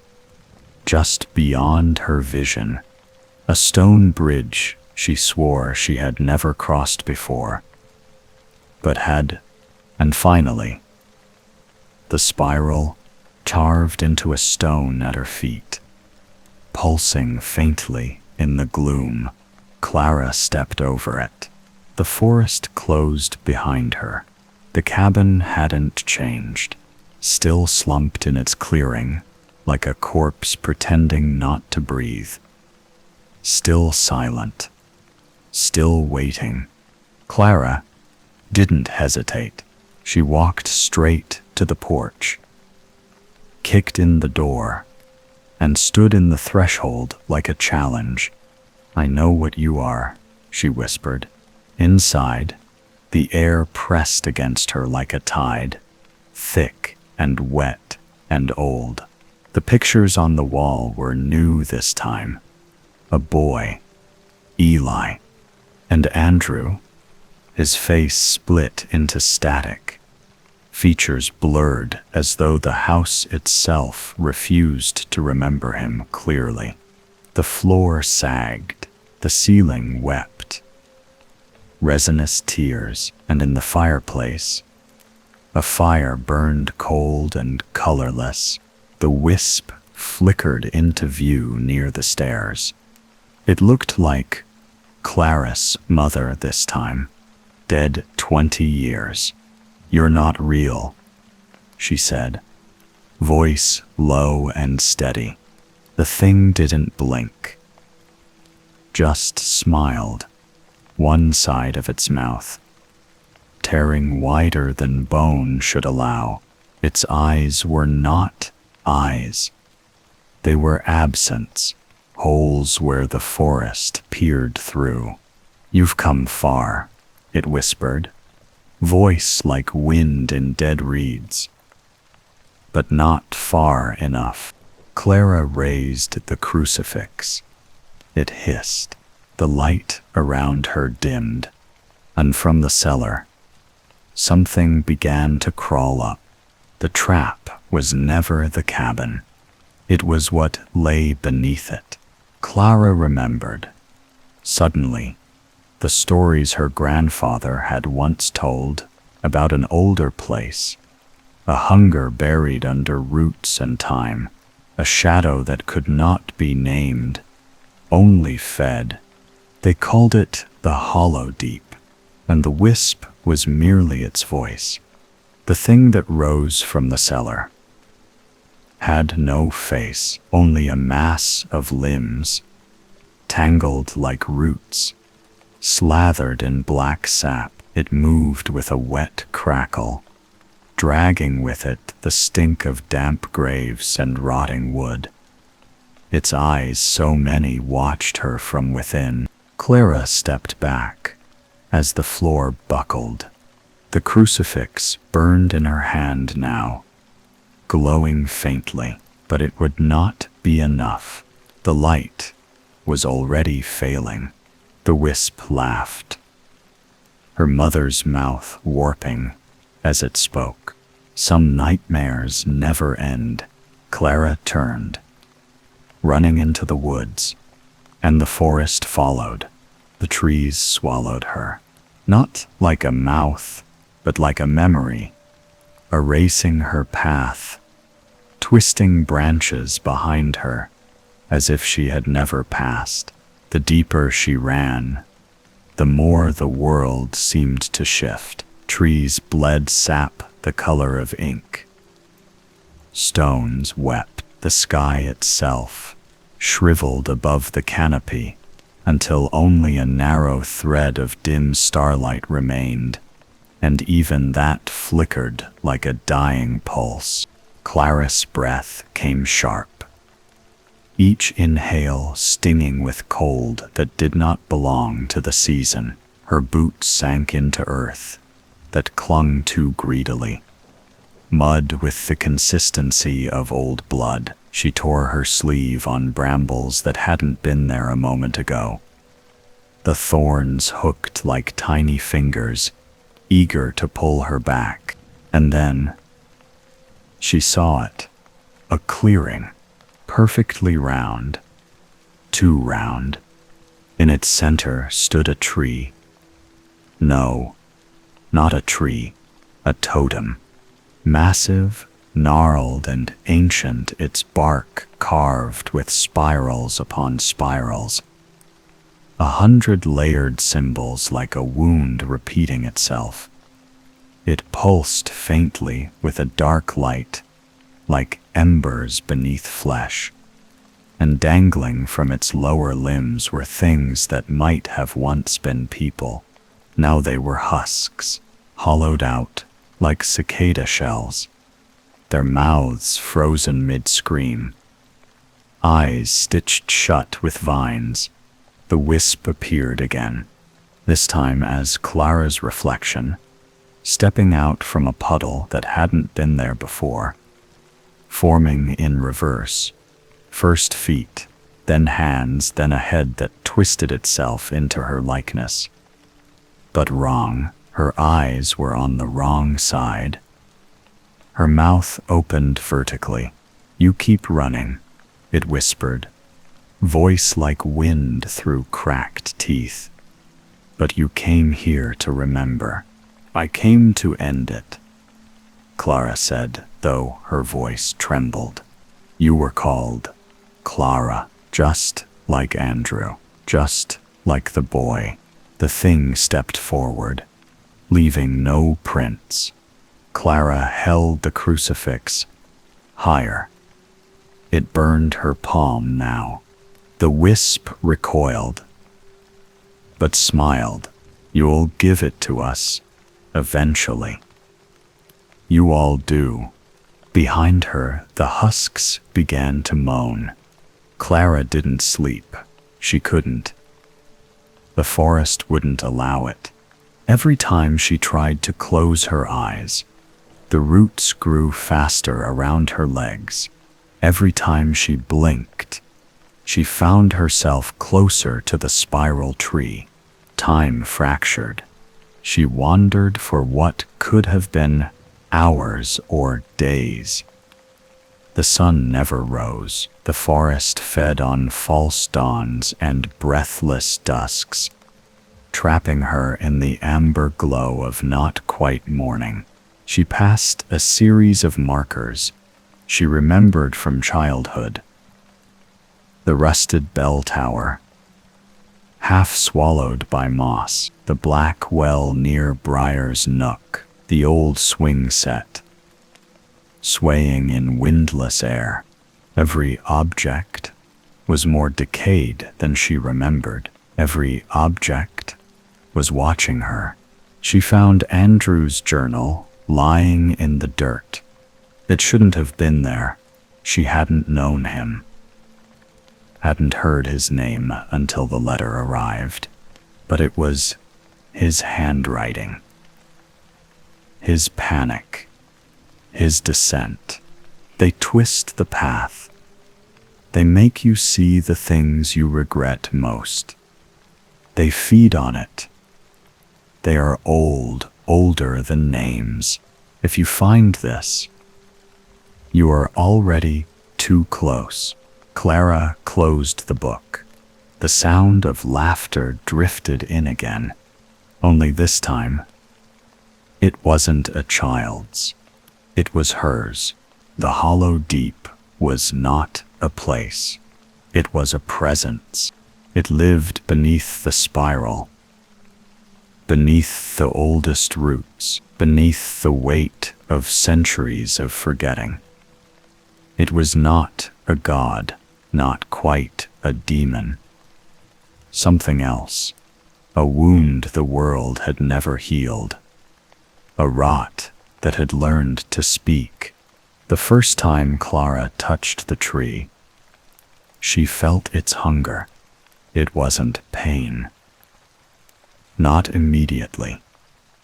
It was longing, like something inside her recognizing a truth shed. Spent her whole life denying that she had never truly left. Duskmore, images bloomed in her skull. Her mother's last breath. Her own suicide attempt. A room full of needles and stitched-up dolls. Her grandfather whispering things in his sleep that he refused to remember when the sun rose. The wisp stepped beside her, no longer in a form she recognized, just a shape of flickering ash and dim firelight. Its voice was wind and sobbing, an insect chitter. "You belong here," it said. "No." Clara whispered, tears streaming. "You do." The crucifix in her hand shattered. Clara fell to her knees. The spiral pulsed beneath her, burning through the soles of her boots. She screamed, but the sound was stolen by the trees. She saw her breath, not white with cold, but black, like smoke exhaled from a dying chimney. From the shadows, the husks stepped forward, dozens of them, all familiar now. Eli, Andrew, her mother, her younger self, each bore the same look. Wide eyes, stitched mouths, palms outstretched. She wept, and still the tree pulsed. The forest waited. Clara reached into her pocket and found the only thing she had left. The photo, the one from the envelope. She tore it into pieces and flung it into the spiral.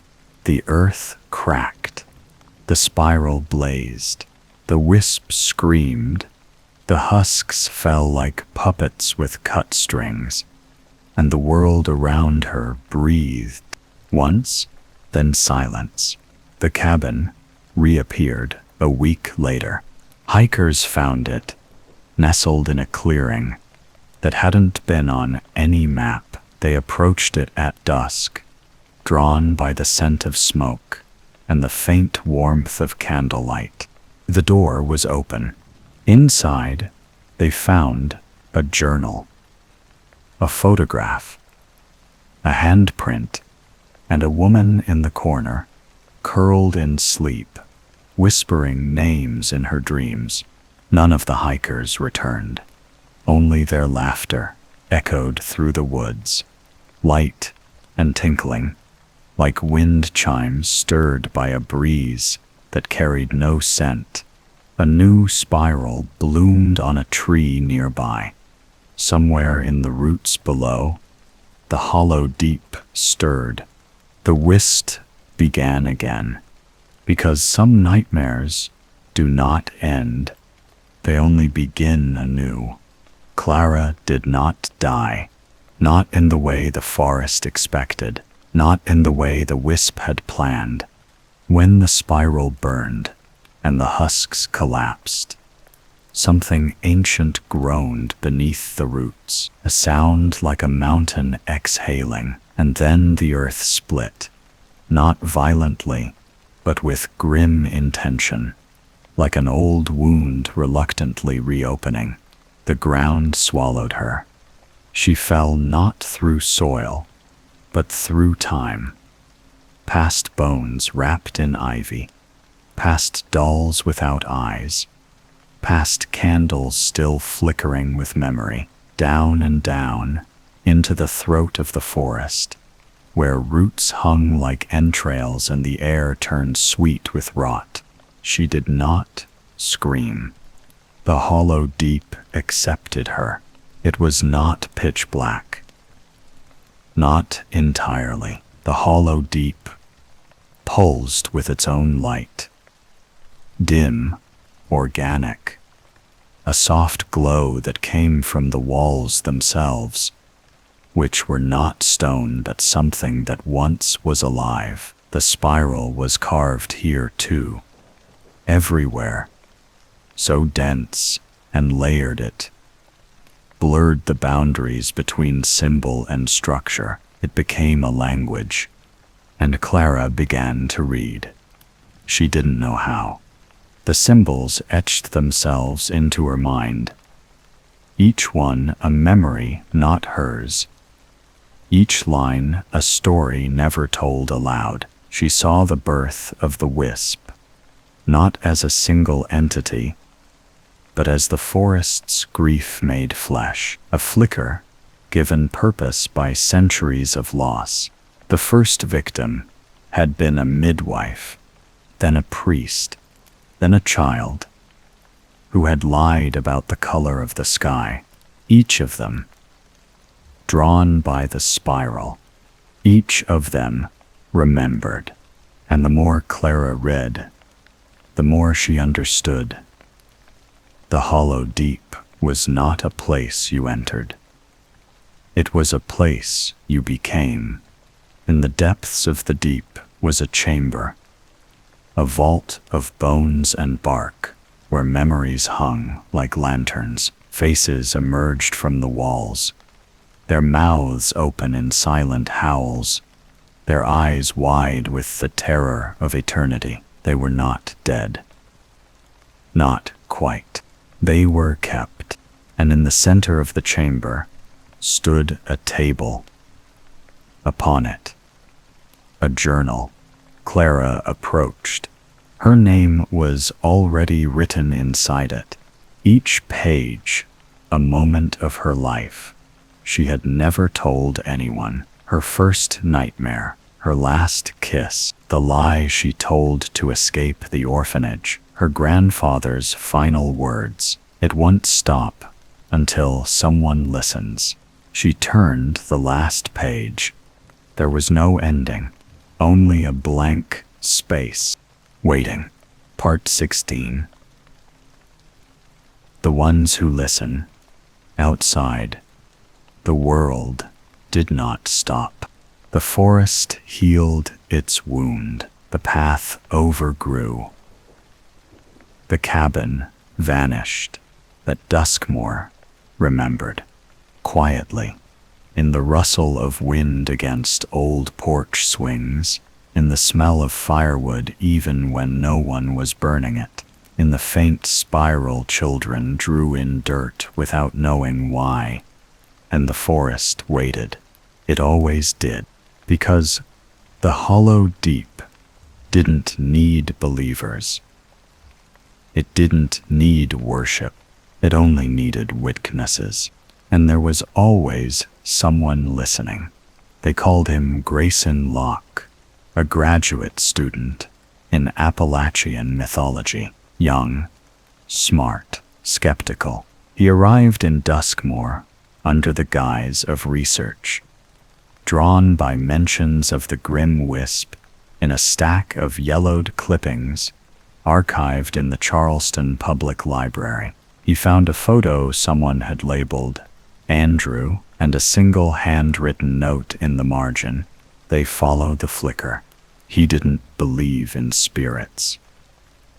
He believed in stories, and stories, he thought, were just the lies people told to explain what frightened them. He rented a cabin just outside the forest, and 3 nights in, he began to dream of spirals. The spiral began in his sleep, drawn in condensation, on the mirror, carved into the frost, on his windshield, appearing in the ash beneath his firewood. Grayson didn't panic. Not yet. He recorded it, noted the pattern, even traced it in his notebook. But he didn't recognize the feeling behind it. Curiosity, without consent. One morning, he woke to find mud on his shoes and a trail of black sap on the floor. and laughter outside his window. That night, he followed the flicker. It never lures you the same way twice. For Andrew, it was the sound of a child. For Clara, it was the past reaching out. For Grayson, it was logic, breadcrumbs of myth made real. Pieces of story, begging to be analyzed, dissected, understood. The wisp knew what mask to wear. It appeared to him as a woman in a red coat, the kind his mother wore before she died. She walked just ahead of him, not looking back, always out of reach. He followed her deep into the trees. He never once thought to turn around. Beneath the spiral, in the hollow deep, Clara opened her eyes. They were not hers anymore. Not entirely. She had become a page in the archive, a vessel for stories too heavy to hold alone. But she still felt, still remembered, and when she saw Grayson step past the final marker, she wept, because she knew he would not escape, but also because he reminded her of herself. The wisp moved beside her, flickering in time with her breath. "You will help him understand," it said. "No," she said, "you will. They always do." And from her fingertips, the spiral began again. Grayson Locke stepped over the boundary of the old forest path, with a field recorder in one hand and a flask of stale coffee in the other. The air here was different, not in temperature, but in density, as though he'd crossed an invisible membrane and emerged inside a pressure chamber of earth and silence. The woods had always felt comforting to him, academic even, like leaf-strewn libraries of the forgotten. But Kanawha was silent in a way no forest should be. No rustling of birds, no flutter of squirrels, no hum of insects. Only the low, subsonic whisper of the trees breathing in unison. He kept walking, guided not by instinct, but by the glimmer of red fabric darting between the trees. A woman's coat, familiar yet wrong, like a memory reversed. "Ma'am," he called, because the human mind seeks order, and names lend control. No answer, only her outline, 20 feet ahead, turning slightly, then vanishing behind a tree. Grayson followed. He recorded everything. The cadence of silence, the temperature drop, the pressure headache that tightened behind his left eye. Like a vice, he muttered notes into the mic. Sight appears geologically anomalous, possibly a natural magnetic fault. Subject exhibits temporal distortion, experiencing auditory hallucinations. Possibly scent memory, jasmine, and there it was again. Laughter, this time not the childlike tinkling of Andrew's final moments, or Clara's whispered dread. No, this was his laughter from a home video he hadn't watched in 20 years. He turned. Nothing. But the spiral was there now, faintly traced in moss across a rotted tree stump. He approached, touched it. Everything changed. The forest darkened. Not with the onset of night, but with the withdrawal of day. A subtle surgical severing of light, that began at the edges of his vision and closed in like a noose. And the woman in red appeared fully now. She stood barefoot, her coat buttoned tight, hair falling across her face in tangled strands like drowned silk. She smiled without mirth.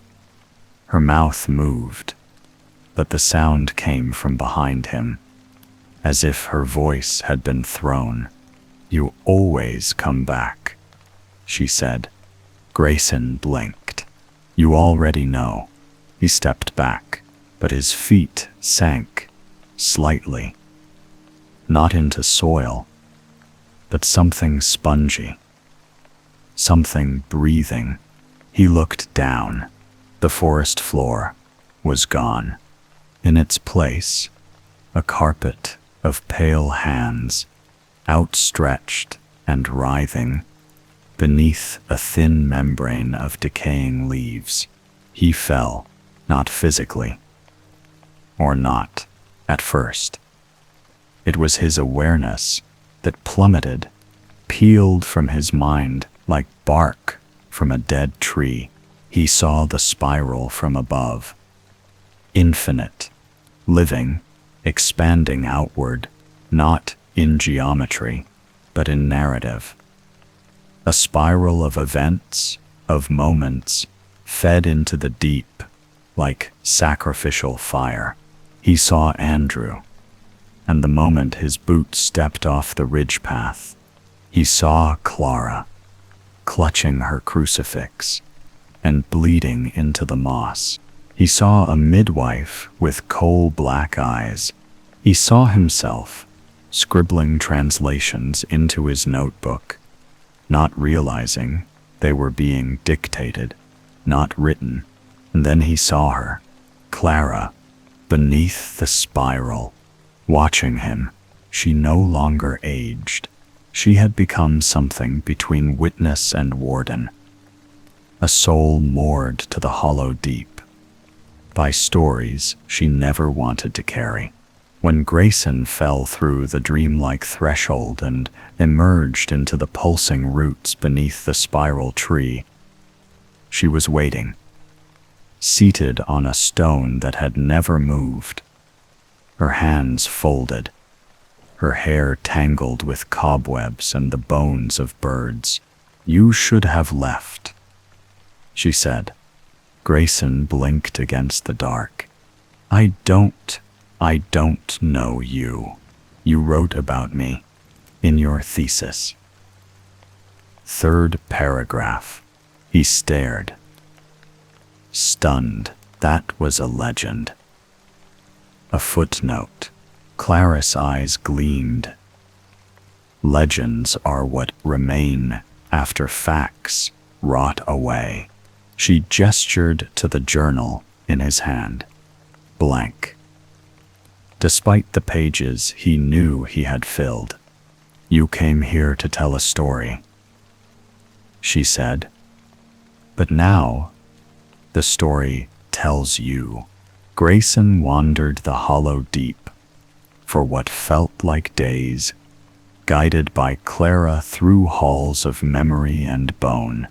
They passed altars made from hair, caves that whispered in languages older than vowels, shadows that stood upright like men but wept like infants. Clara explained nothing. She only watched. Eventually, they reached the archive, where the walls remembered, where the lanterns were made of mouths, where the spiral wrote itself in living script. Each loop a tale of someone lost. Grayson was handed a pen made of tooth and ash. "Finish your chapter," Clara said. "But what happens if I do?" She didn't answer. She didn't need to, because the forest had already begun writing the next name. Grayson held the pen loosely in his fingers. The tip wasn't metal. It was bone, honed to a point so fine It trembled with its own brittle sharpness. Ink bled from the hollow core, black and warm, alive. The page before him was blank, impossibly white in a chamber of shadow. It pulsed with breath. Clara stood to his left, her face wan, expression unreadable. Her hands were clasped tightly beneath sleeves, stiff with age and mildew. She watched him without watching, like she'd seen this before. Because she had. He dipped the pen.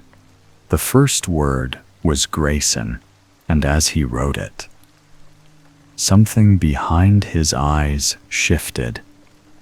A thread snapped, and a door opened. His memories spilled from him in fragments, not as narrative, but as offers. A birthday candle snuffed too early. His brother's laugh before the car flipped, the color of the water that took his dog. His mother's red coat, draped across a chair that no longer existed.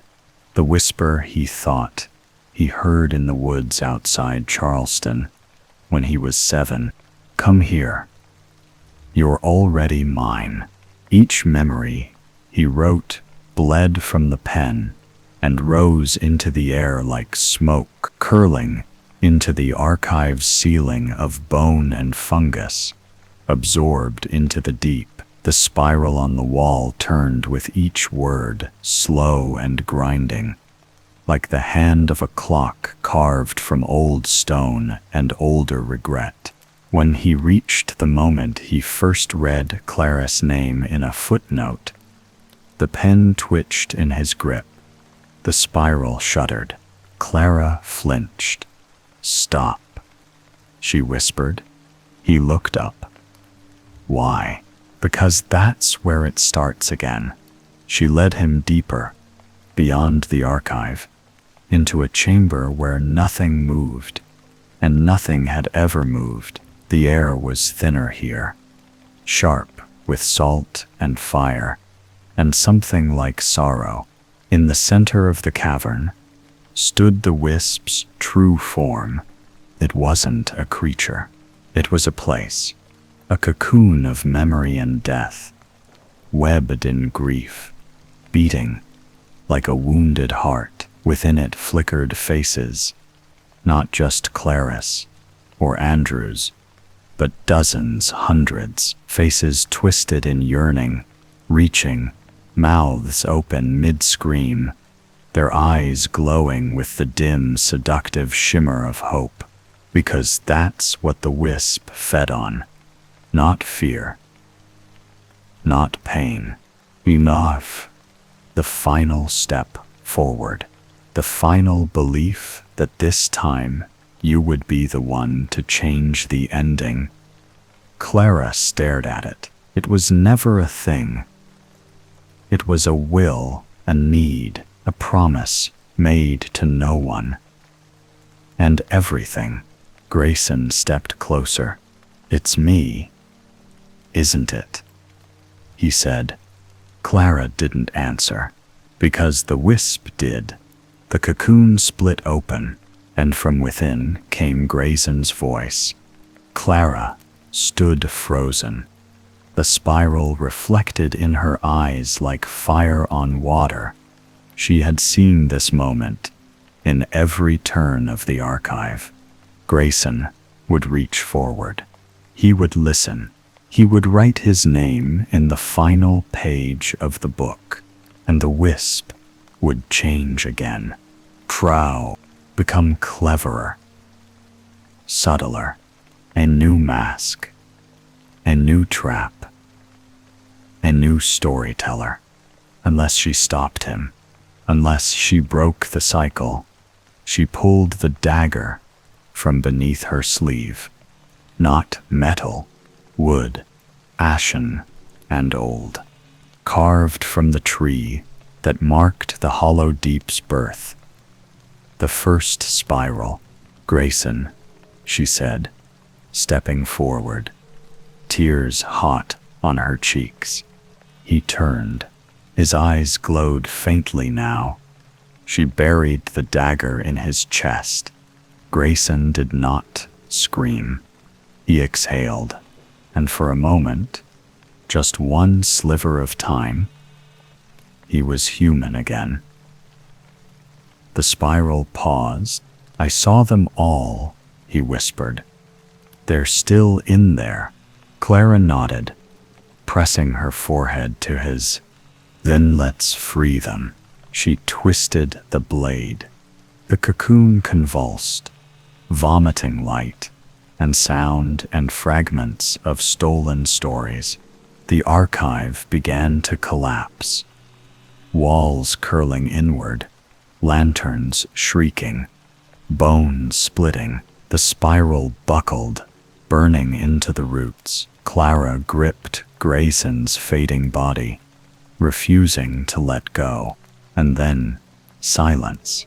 A wind, a forest groaning, and a voice, softer than breath, that whispered into the dark. Some nightmares never end. Years passed. Kanawha healed, but not completely. A new trail opened near the ridge. Rangers found old foundations beneath the brush, beams blackened by fire, a rusted horseshoe nailed to a dead tree. They found carvings in a stone beneath the soil. A spiral split, and beside it, two names, Clara Wyatt. Grayson Locke. Tourists came. Some took pictures. Some heard whispers. None stayed long, except one, a young girl in a red coat, alone at the edge of the tree line, drawing in her notebook. The spiral. She smiled, and the forest smiled back. Long before the town of Duskmore was named, before the Kanawha forest had a path or a trail, the land was already awake. It did not think the way humans do, but it knew. It knew warmth. It knew cold. It knew the footfall of beasts and the softness of sleep. It was wild and content, until something began to gather at its center. A wrongness, not man, not yet, but the dream of man. Ambition, separation, names. The spiral appeared then, not as a mark, but a pull, a wound in the soul of the land. The forest, curious, leaned close, and it listened. Her name was Loria Wren, and she walked alone, not out of exile, but out of choice. She had been a midwife for 20 years in the settlements along the Kanawha, called upon in storms and winters, with hands that soothed mothers and banished fever. But her last birth had not ended cleanly. The baby had lived, the mother had not. And when the villagers saw the child's eyes, black from corner to corner, they whispered, said it wasn't right, said Loria had brought forth something else. So she fled, and the forest welcomed her. She built a cabin beneath the bones of a lightning-struck tree. She spoke to the birds, and they answered. She buried charms in the dirt and sang old words. But the child never cried. Not once. It only watched. The spiral began to appear in the bark of trees, in frost, in the way vines wrapped her door. Loria didn't fear it. She understood symbols. She had seen spirals painted on the caves of the mountain folk, marks of passage, of return, of blood. But this one moved. She'd wake to find it closer, coiled into the knots of her floorboards, drawn in soot on her hearthstone. The child would sit in the center of it, smiling. One night, she woke to the smell of burning wood. The spiral had caught fire, not with heat, but with color, spiraling blue and violet, like a bruise stretched across time. The baby giggled, and a voice, high and ancient, spoke in her mind. "You have made the hollow." Loria fled, but the woods followed. She ran to the village, begged them to take the child, to burn the cabin, to close the spiral. They refused.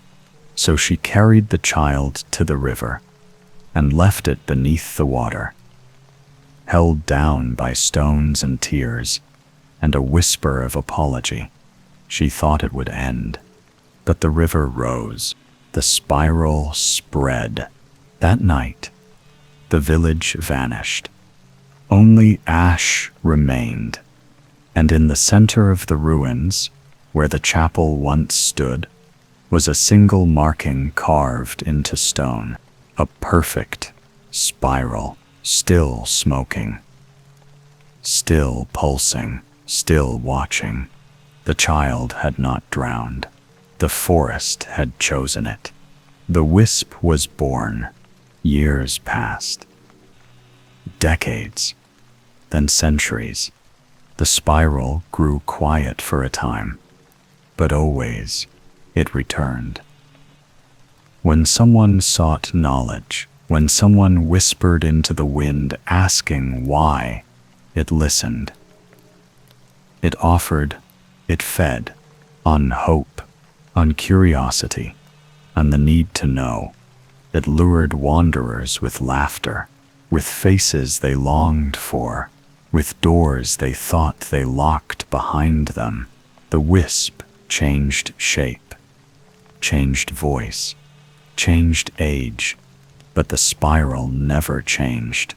The spiral only widened, and with each soul consumed, it learned to tell a better story, to start with wonder, to end in silence, back in the present day. On a fog-draped morning in Kanawha, a new name arrived. Lyra Halston, age 12, dark eyes, sketchbook always in hand. She wandered from a rest stop, unnoticed. Her parents were arguing about maps. No one saw her cross the tree line. No one heard the laughter. She followed the sound until it flickered, then stopped. She found a stone, sat, drew the spiral. When asked, shed later, say she didn't remember where she saw it, only that it felt like it had always been in her head. When they searched for her, they found her sketchbook, every page filled with spirals, one for each hour. She was gone. On the final page, she had written, "The lady in red says I can stay. Coda." Some nightmares never end. The forest still stands. Kanawha is green and wild and full of shadow. Hikers come. Some leave, some don't. And in the hollows of stone and root, something breathes. It wears no face of its own, only yours. It carries no light, only what you bring with you, but it will guide you.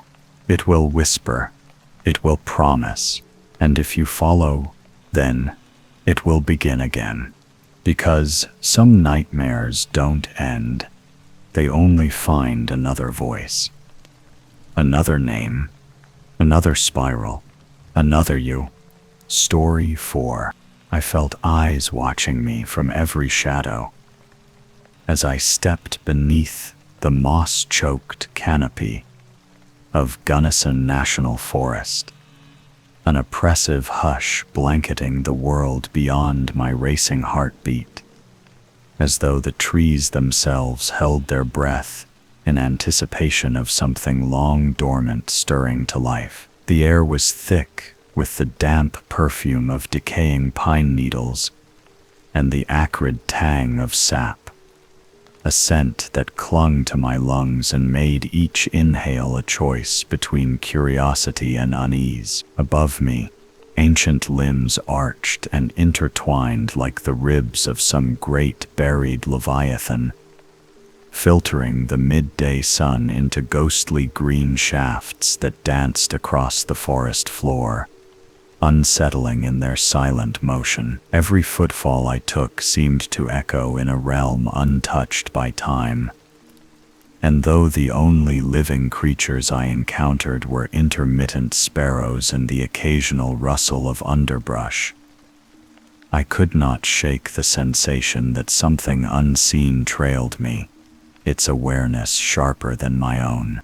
My pack pressed against my shoulders with the comforting weight of preparation, yet each strap felt suddenly foreign, as if the gear I carried did not belong to this place. I paused, pressing a hand against the rough bark of a towering spruce, feeling the damp grooves of its skin beneath my fingers.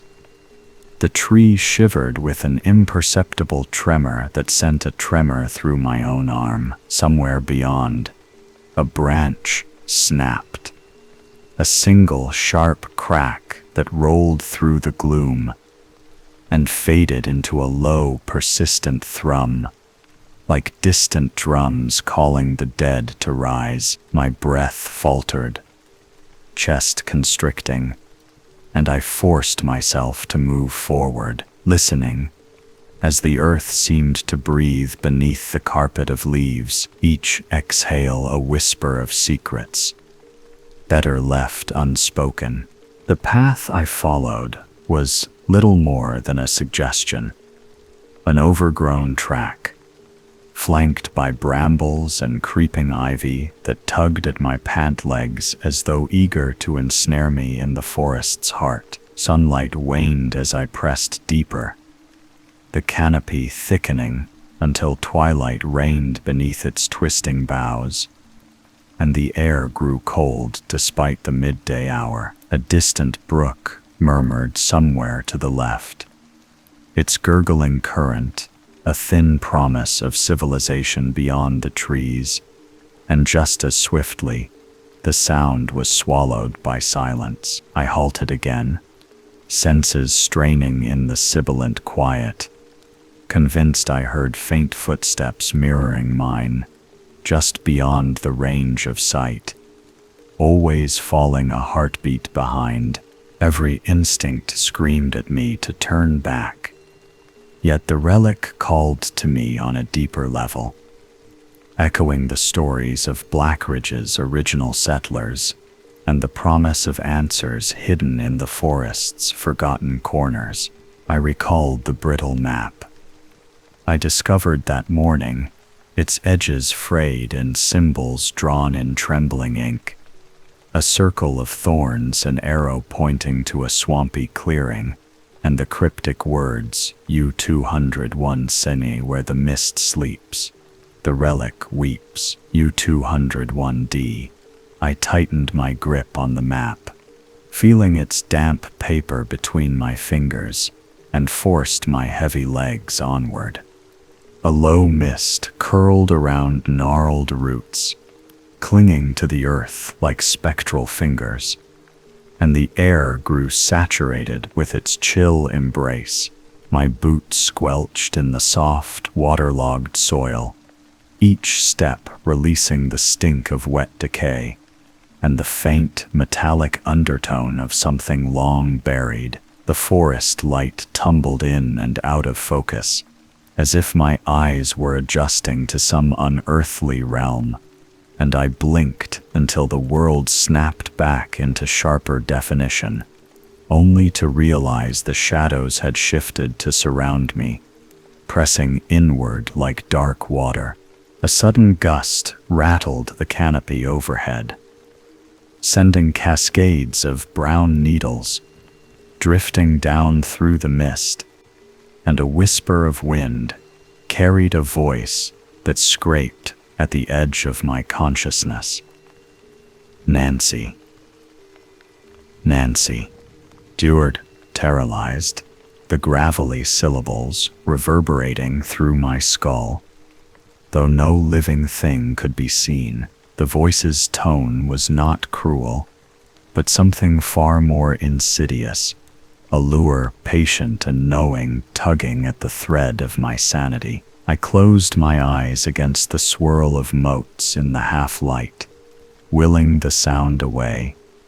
But the moment I relaxed, the whisper came again, closer now, as though hovering at my ear. U-201C, welcome home. U-201D. Panic clawed at my throat, and I stumbled backward. But the forest seemed to expand, elongating the space between reality and reason, until I no longer trusted my own eyes. The mist thickened, pooling around my ankles, and shapes flickered just beyond my periphery, a twisted silhouette that might have been a stump or might have been something else. Watching, my pulse thundered in my ears, drowning out the distant drip of water. But the hush that followed was worse still, as though the very world had paused to witness my terror. I forced myself to inhale, tasting the choking sweetness of wet rot and the crisp edge of something like iron. The map slipped from my fingers and settled softly on the moss, the ink spreading in the damp until the runes blurred into illegibility. Frantically, I lunged forward, retrieved it, and cupped it against my chest. But the ink story was fading fast, and with it, my certainty that I was on the right path. All at once, I sensed movement high above. The low-angled sun had pierced the canopy in a single cruel beam, illuminating a knot of thorns hanging from a branch like a grotesque fruit, each barb gleaming with a viscous shimmer that glinted in the light. My breath caught, and a soft, wet sound accompanied the faint drip of what looked like blood onto the forest floor, where it pooled and vanished into the earth, as if the ground itself greedily consumed it. Fear slammed into me like a wave, and I realized with a jolt that those eyes I'd felt were not animal, nor human. Something older, something that did not forgive. Trespassers. I closed my eyes, counted to 10, and took a steadying breath, willing my racing heart to slow before I stepped deeper into the woods. Cold embrace, where the mist slept, and the relic wept. By the time I reached the edge of what might once have been a trail, the light had thinned to a weary glow, and the forest behind me no longer resembled the one I had entered. It was darker now, not just in the absence of sunlight, but in its very soul, as though the woods had grown deeper around me, adjusting their shape with each hesitant step I took. My breath had become a measured thing, silent and controlled, the way prey breathes when the predator is near. Though I saw no movement and heard no sound, save the dry shiver of leaves rubbing together in the windless air. The mist had grown bolder, threading through branches and weaving between trunks, like some pale creature in hiding, brushing my hands and cheeks with a clammy touch as I passed. It seemed to pulse with its own awareness, parting just enough to allow me through, then folding shut behind me like a curtain. I could no longer see the entrance to the woods. The world behind me had vanished. In its place stood only trees, ancient, silent, and impossibly tall. I paused beside a rotting log, its wood so soft it crumbled beneath my touch, revealing colonies of blind white insects that squirmed away from the light of my flashlight. The beam flickered. Despite the fresh batteries, the glow dim and narrow, swallowed by the mist as though the forest rejected illumination. I swept the beam slowly across the forest floor, revealing twisted roots, broken stones, and fragments of something stranger. A cracked ceramic shard marked with spiral carvings, half buried in black moss, slick with wetness that smelled faintly of rust and something sweetly putrid. I didn't pick it up. Instead, I pressed forward, guided only by instinct and the faded trail etched on the old map, which I had tucked carefully into my chest pocket, its wet corners curled and ink running like tears. Every now and then, I caught a glimpse of strange symbols carved into bark or scratched into stone, looping figures, tangled lines, and the same thorny spiral that marked the map, as though some hand, ancient or recent, had left breadcrumbs only visible to the desperate or damned.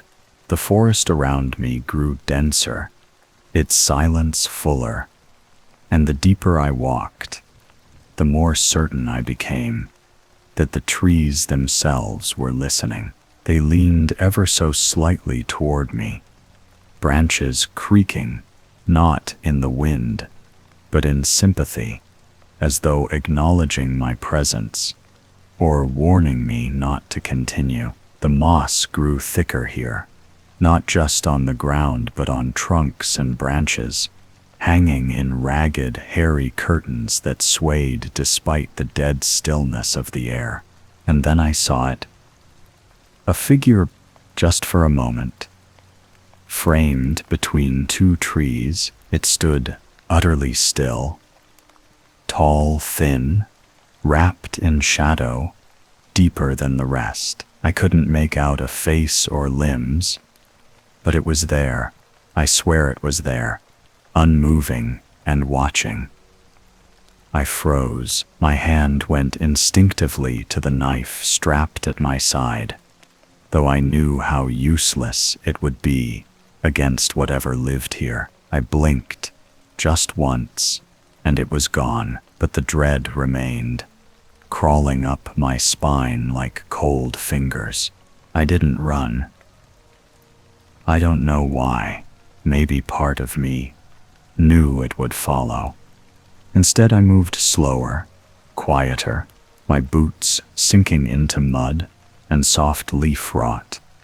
As I entered a clearing ringed by bent and dying trees, in the center stood a stone formation, not natural, a small pile of rocks, carefully stacked, each stone carved with tiny symbols, like the ones from the map. Atop the pile rested a crude effigy made of woven brambles and bone, its shape vaguely human, its head a tightly wound ball of thorns. The air around it was colder, the mist swirling in tighter circles, and I heard the whispers again, faint, distant, layered, They spoke in no language I knew, but the meaning pressed behind my eyes, like a dream half remembered.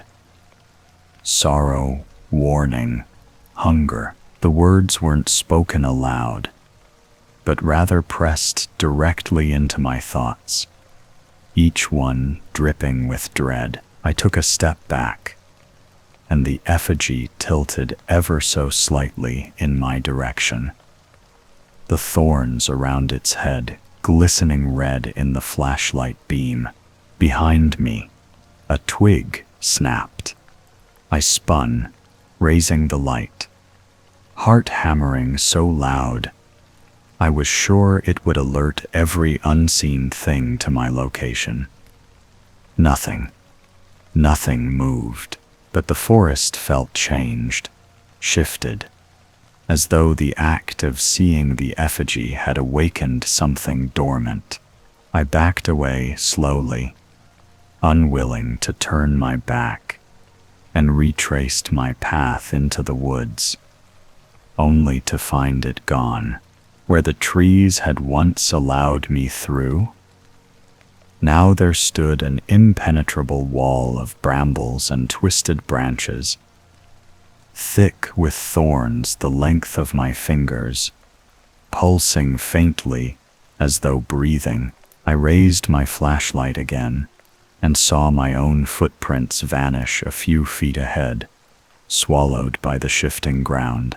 The path had closed behind me. I was no longer a traveler in these woods. I was a trespasser, somewhere ahead, in the thickest part of the mist.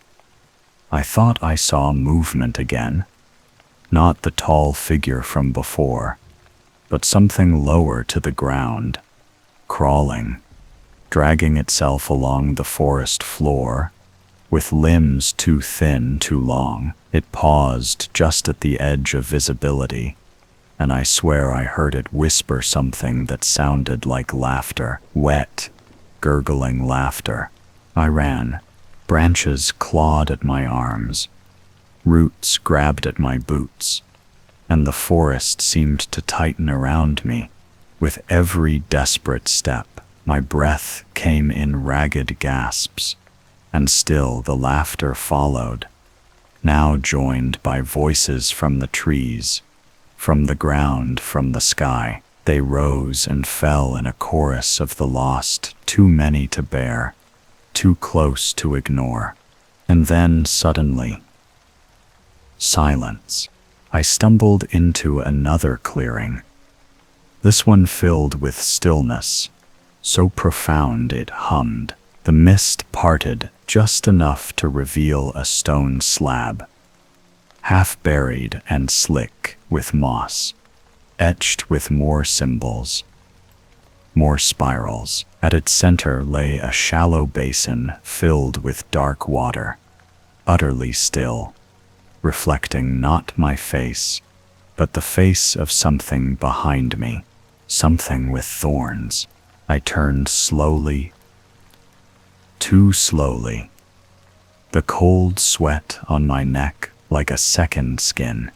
But there was nothing there, only trees, only shadows, only silence, and the feeling that something had just stepped back, smiling, waiting, patient as the grave.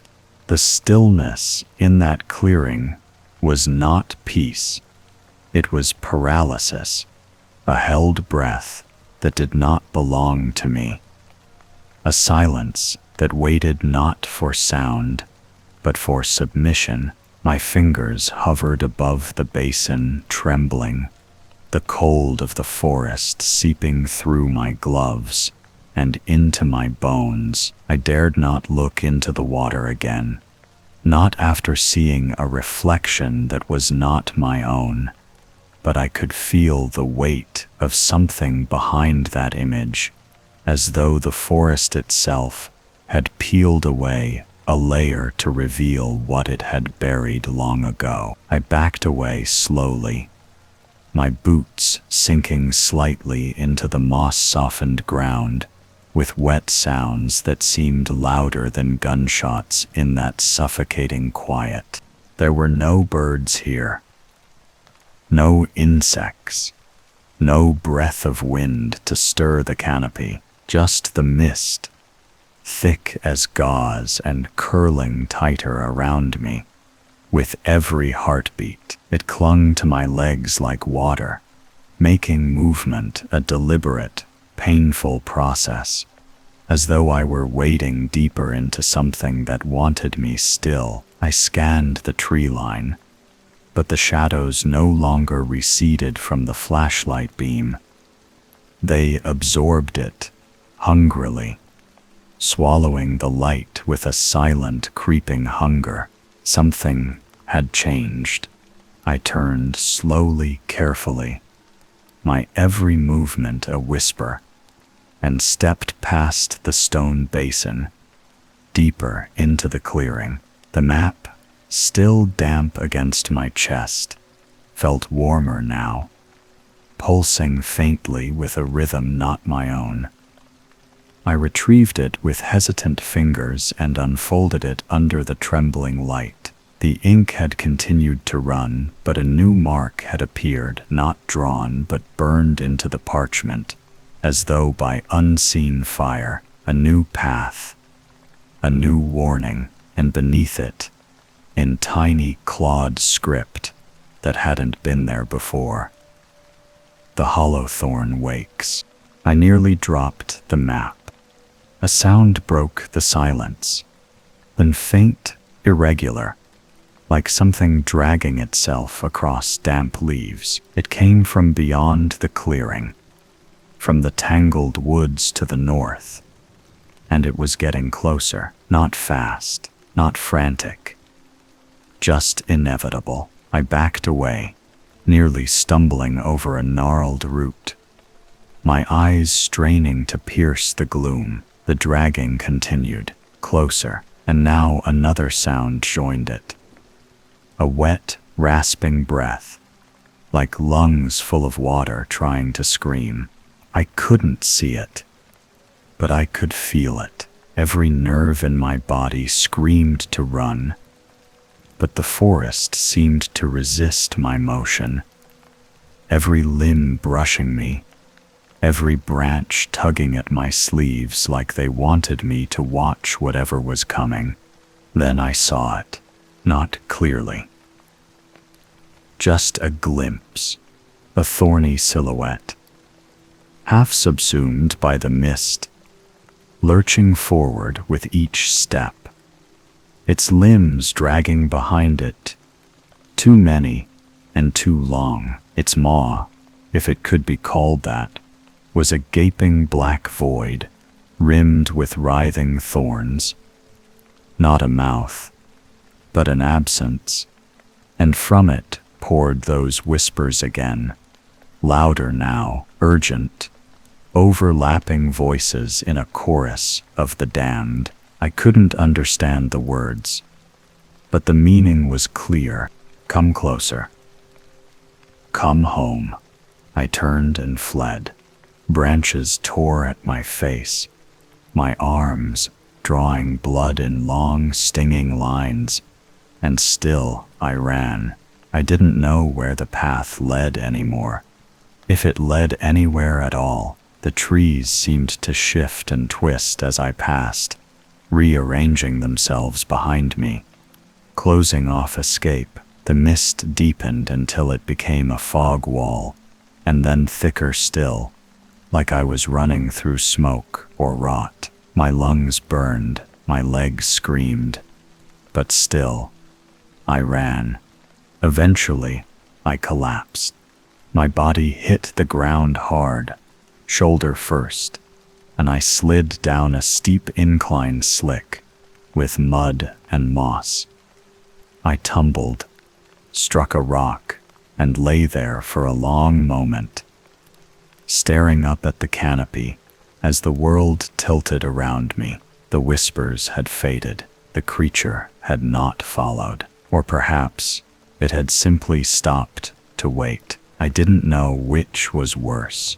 I sat up, slowly, tasting blood in my mouth, and looked around. I was somewhere lower now, in a part of the forest that felt even older. Here, the trees were not trees at all, but petrified giants covered in black moss, and the ground pulsed faintly beneath my hands, as though I were resting atop a vast, slumbering heart. Strange stones jutted from the earth like teeth, some carved, some cracked, all wet with condensation that smelled of copper and old graves. A distant sound reached me, a chime like old bells swinging in windless air, faint, mournful, repeating every few seconds. I rose to my feet and stumbled toward it. Soon I found the source, an old rope, frayed and lichen-covered, swinging gently from a crooked tree limb. Attached to it was a small bundle of bones tied in a lattice of reeds and twine.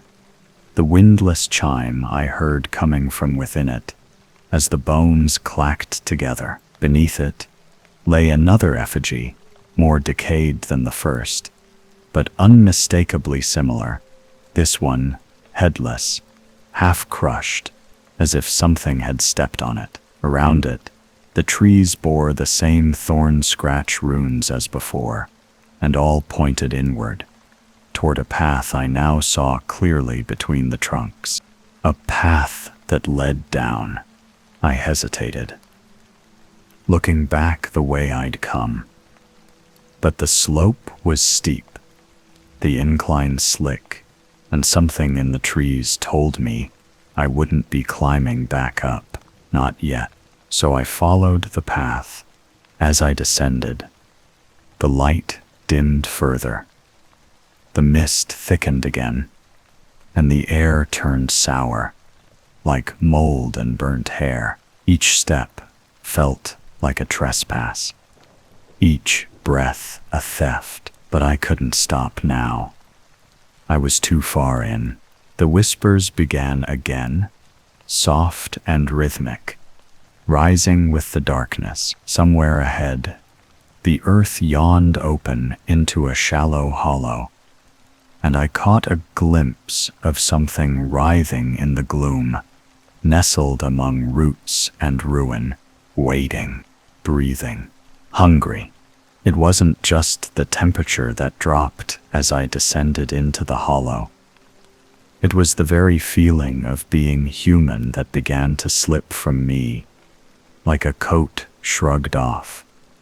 Without notice, the air here was thicker, heavy with a rancid sweetness that clung to the back of my throat and made each breath a chore. My flashlight, sputtering with static interference that made the beam quiver like a nervous pulse, barely cut through the dense veil ahead. The roots above the hollow writhed like exposed nerves in the ceiling of a mouth not meant to open, their black tendrils twitching against one another, slick with dew or something far fouler. The ground softened beneath my boots.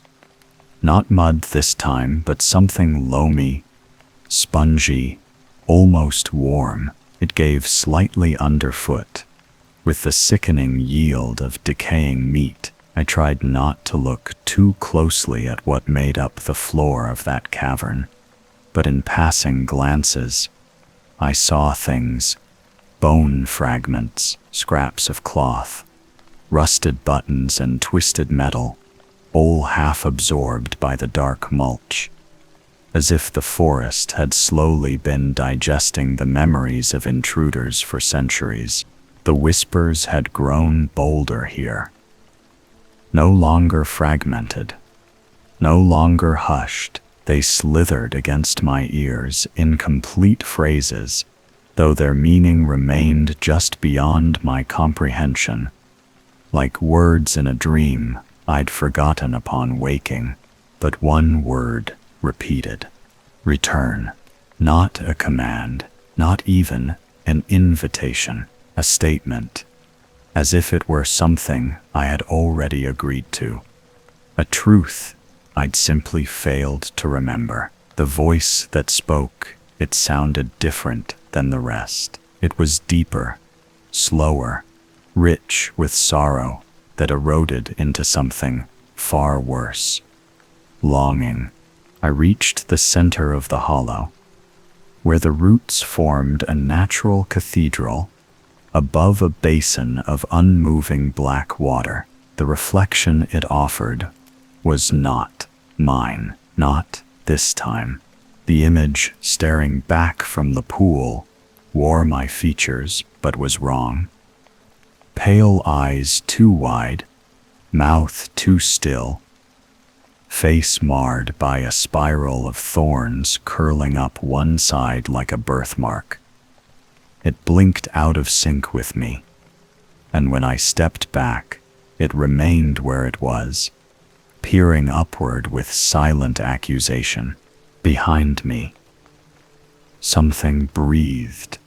I turned sharply, raising the flashlight, its beam stuttering across the twisted roots, the slick stone, the hushed dark. The breath had not been imagined. It had warmth, weight, and it stirred the mist around my ankles with each slow exhalation, but the space behind me was empty. At least by the eyes alone, my skin knew better. This place lived. The hollow was not merely a pit, but an aperture, a mouth, and something within it waited with patience deeper than time. I tried to leave. I retraced my steps toward the slope, but the path had changed. The incline was no longer visible, the forest having shifted again behind my back. In its place now stretched a corridor of bramble walls arched above like the spine of a collapsed cathedral. The thorns glistened as though freshly bled. I had no choice. I walked. Each step echoed with a strange hollowness, not a sound but a vibration in the bones. At intervals, I passed old wooden totems nailed into the trunks of twisted trees, faces carved in panic, eyes wide, mouths stretched open in voiceless screams. Some were scorched, others draped in mossy veils, all pointed forward. Then, without warning, the corridor opened into another clearing. This one was different. The trees here grew in a perfect circle, their trunks fused together by thick sinews of bark and black thorn. In the center stood a stone plinth, weathered and cracked, atop which rested an object that shone despite the absence of light. The relic. It was smaller than I expected, a disc of dark metal, etched with spiraling patterns that shifted subtly when I wasn't looking directly at them. The air around it shimmered, warping with faint heat. As I stepped closer, the forest stilled, even the whispers faded, falling silent like a crowd holding breath before a verdict. I reached out. The moment my fingers brushed the surface, the silence broke with a scream. It wasn't mine. It came from within the relic, as though it had held something alive, something confined for longer than I could understand. The scream didn't end but stretched, distorted, rising in pitch until it became an agonized wail that shattered the quiet like glass. I stumbled back, hand seared with a cold that burned, and the trees around the clearing began to shake. No wind moved them. They shuddered with fury. Behind me, the bramble path withered, crumbling to rot in seconds, revealing what had been following all along, the hollow thorn horror. It did not emerge. It unfurled from the forest itself, like a thing that had always been there, wearing the trees like a mask.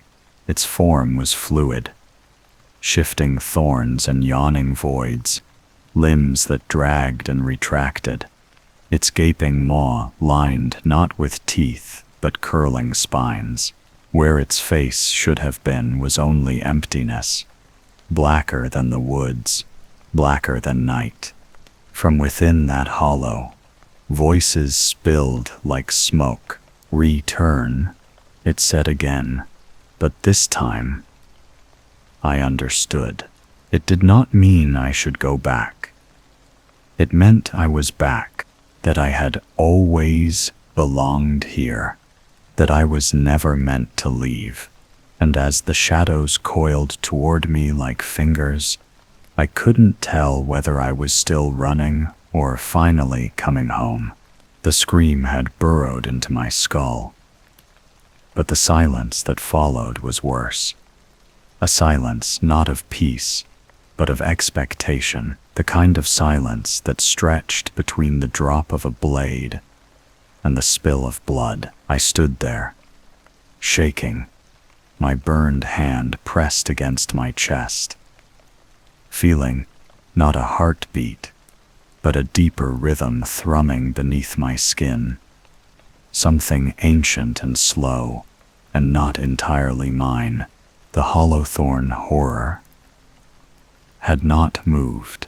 It remained across the clearing, vast and pulsing, rooted in shadow, watching without eyes, waiting. I backed away slowly, not daring to turn my back. With each step, the air grew colder, the ground slicker.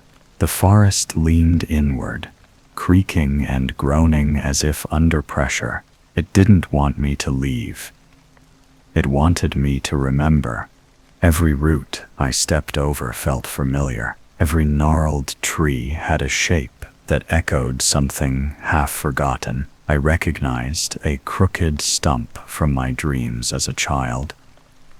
A dream I had never told anyone, of being lost in woods that whispered. My legs moved on their own, guided by a memory not entirely mine, carrying me toward some unspoken destination. The mist thickened again, this time accompanied by a low, thrumming vibration beneath the earth. Not quite sound, not quite motion. The forest breathed through the soil. I walked through it as though in a trance, the relic pulsing faintly in my pack like a second heartbeat. Somewhere behind me, the hollow-thorn horror melted back into the trees. It did not need to chase. It knew where I was going. So did I. I emerged into another glade, smaller this time, ringed with trees bent inward, their trunks forming a ribcage overhead. In the center stood a stone well, dry and cracked, ringed with carvings too worn to read. The whispers resumed as I stepped closer, low and rhythmic, more intelligible now. You were chosen. You were planted. You were watered. I stared into the mouth of the well and saw not stone at the bottom, but roots, twisting and alive, shifting slightly as I leaned over. They pulsed with slow motion like a throat swallowing in reverse. I knew, without knowing how, that this was where the settlers had once gathered. This was where they had buried the first one who heard the forest speak. I knelt, not by choice, but by compulsion, and placed my burned hand on the edge. The pain faded immediately. The relic thrummed in response. Then the forest changed again. A gale blew through the trees, sudden and icy, scattering the mist in rippling curtains. The sky overhead pulsed red for a moment, and in that light, I saw the true faces of the trees around me. Twisted forms, half human, half bark, mouths open in silent screams, their trunks growing from hunched fetal shapes, barely distinguishable from corpses. I stumbled back, horrified. These were trees. They were remains, and the forest was not just alive. It was hungry. The whispers surged louder, overlapping, demanding. They spoke of blood, of sacrifice, of roots fed by flesh. They told me the settlers had made a pact, that the forest had given them life in exchange for memory, for identity, for their selves, and those who refused were consumed and reborn into wood. I heard a branch snap behind me. I turned. A man stood at the edge of the glade, or something wearing the memory of a man. His clothes were rotted remnants of frontier garb. His skin bark-colored and cracked. Thorns grew from his scalp. Like a twisted crown, he opened his mouth, and what came out was not speech, but the sound of wind through dying leaves. I couldn't move. He took a step forward. Another. The roots in the well stirred more violently now, reaching upward, curling around the rim like fingers beckoning me down. The man-thing raised one hand and pointed at my chest, and I felt the relic begin to heat once more, its pulse syncing with the rhythm beneath my skin. Then he spoke. "You are the seed." He crumbled into ash. The wind howled, the trees bowed, and the forest began to sing. A sound like 1,000 voices, moaning through the hollows of the dead, a funeral hymn, echoing through the bones of Blackridge. My vision blurred, my ears bled, the air pulsed with pressure, and deep beneath the earth, something massive stirred. The hollow thorn was no longer following, it was rising. When I woke, I couldn't remember lying down. My back ached with the shape of roots. My fingers were curled around moss and mulch, and my body felt wrong. Heavier in some places, hollow in others, as if I had been reshaped in my sleep. The sky above was no longer red, but a bruised indigo, flickering with threads of mist that glowed faintly like veins under skin. The well was gone, or perhaps it had never been there. In its place was a pit, yawning and breathing, rimmed with stones blackened by fire. The forest was quieter now, but not silent. Silence had vanished hours ago, or days, or lifetimes. Instead, the trees whispered continuously, no longer in voices but in textures, in motions, in 1,000 rustling signals that bypassed the ear and sank directly into the marrow. I could feel their meanings in my teeth. I stood, slowly, and my joints cracked like snapping twigs. When I looked down, I expected blood or bone or rot. What I saw was worse. Bark. A line of bark ran along my forearm like a scar, smooth and pale, threaded with tiny thorns that flexed when I moved. I tried to scratch at it, peel it away, but it resisted, firm, yielding slightly, only to rebound with painful elasticity. It pulsed once, in rhythm with the relic, still tucked into the pocket of my jacket. I stumbled forward, needing to move, to breathe. But the air offered no solace. It tasted of sap and soil, a sweet, fermented rot that clung to my tongue. Every breath was an invasion. Every step took effort, as if the forest pushed back. And then I began to see them. Faces in the bark, faces in the mist, flickering half-shapes.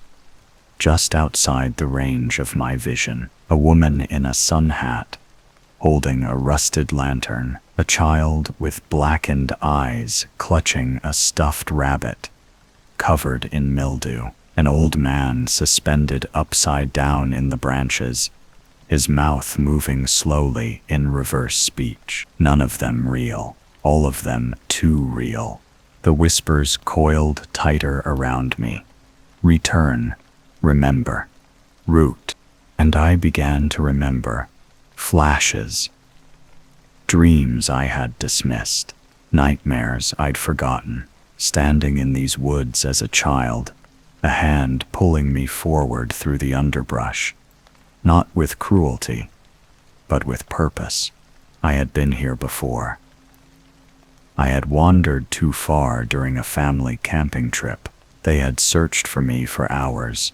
I was found, dazed, standing in a clearing with my eyes wide open and a pine cone clenched in my bleeding hand. My parents had called it shock, trauma. They never spoke of it again, but the forest had not forgotten. I emerged into a wide clearing where the trees were bent low in reverence. Before me stood a structure, ancient, rotted and pulsing with moss, a chapel made not of stone, but of twisted trees and bleached bone.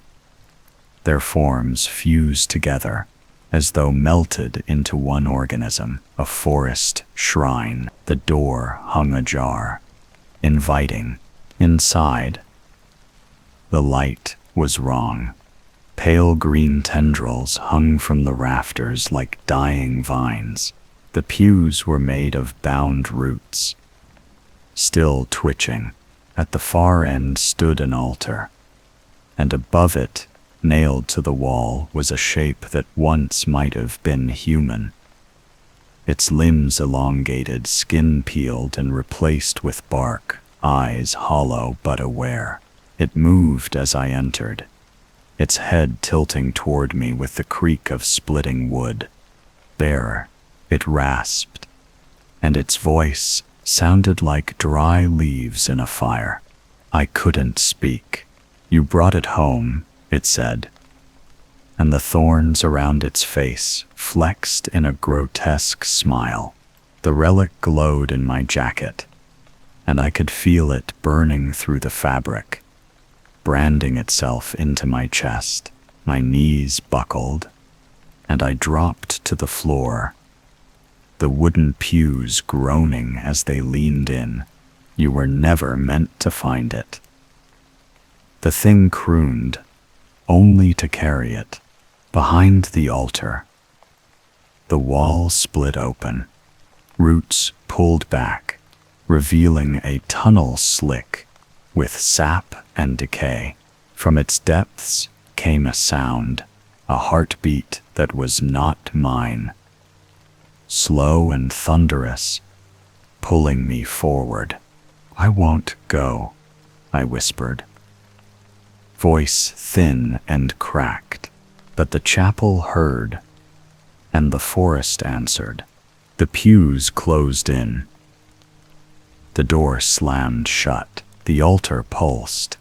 "You already have," the voice said, and I was falling, down, down into the earth, swallowed by the dark, into the waiting veins of something far older than man. I hit the bottom with a breathless gasp, and the hollow thorn horror was waiting.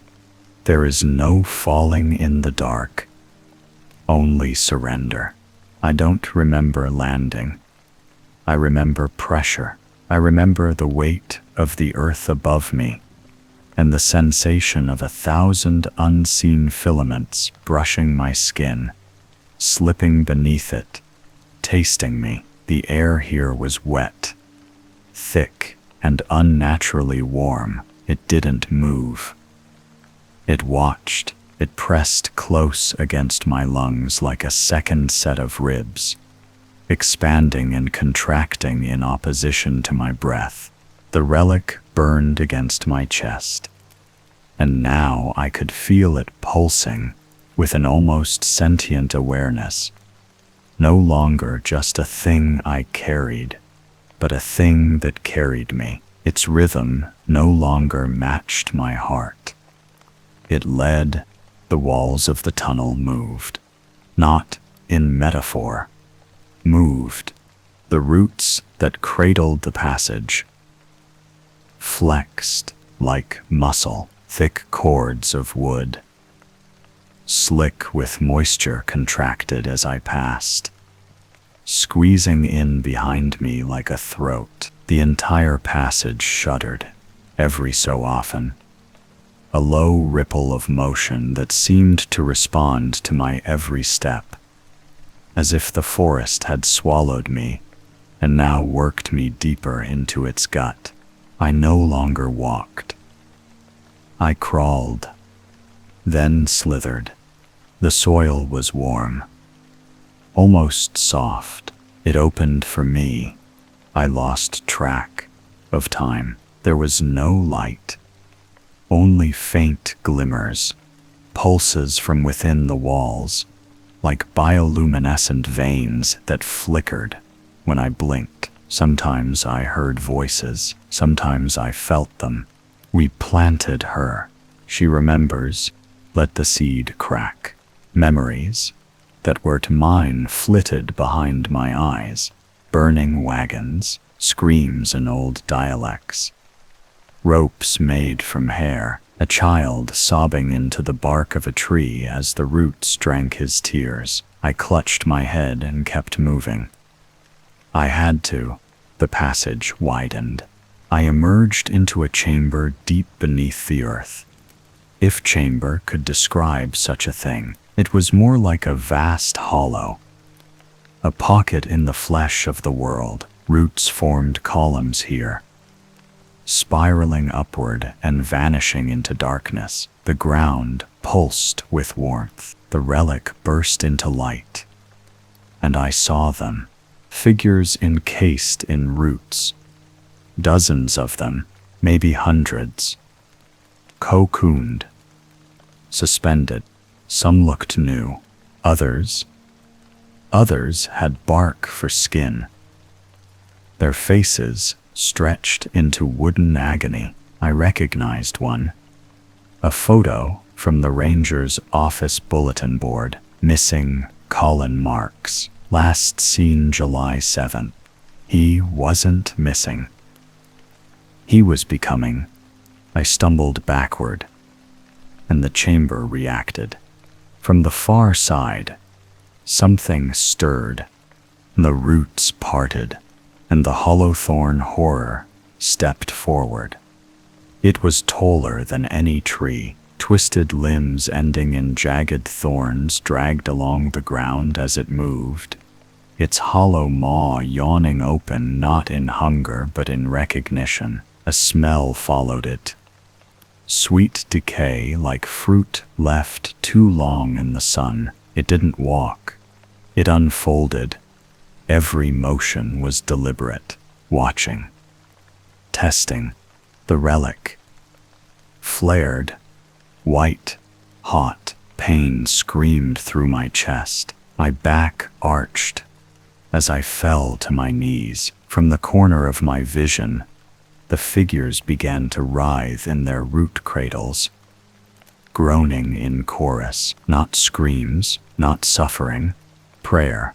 The hollow thorn spoke, not in words, but in a sound older than language. A scraping, rustling moan that vibrated inside my skull. My teeth clicked together. My vision shook. I heard its meaning anyway. You are ripe. The relic burst apart, not exploded, unfurled.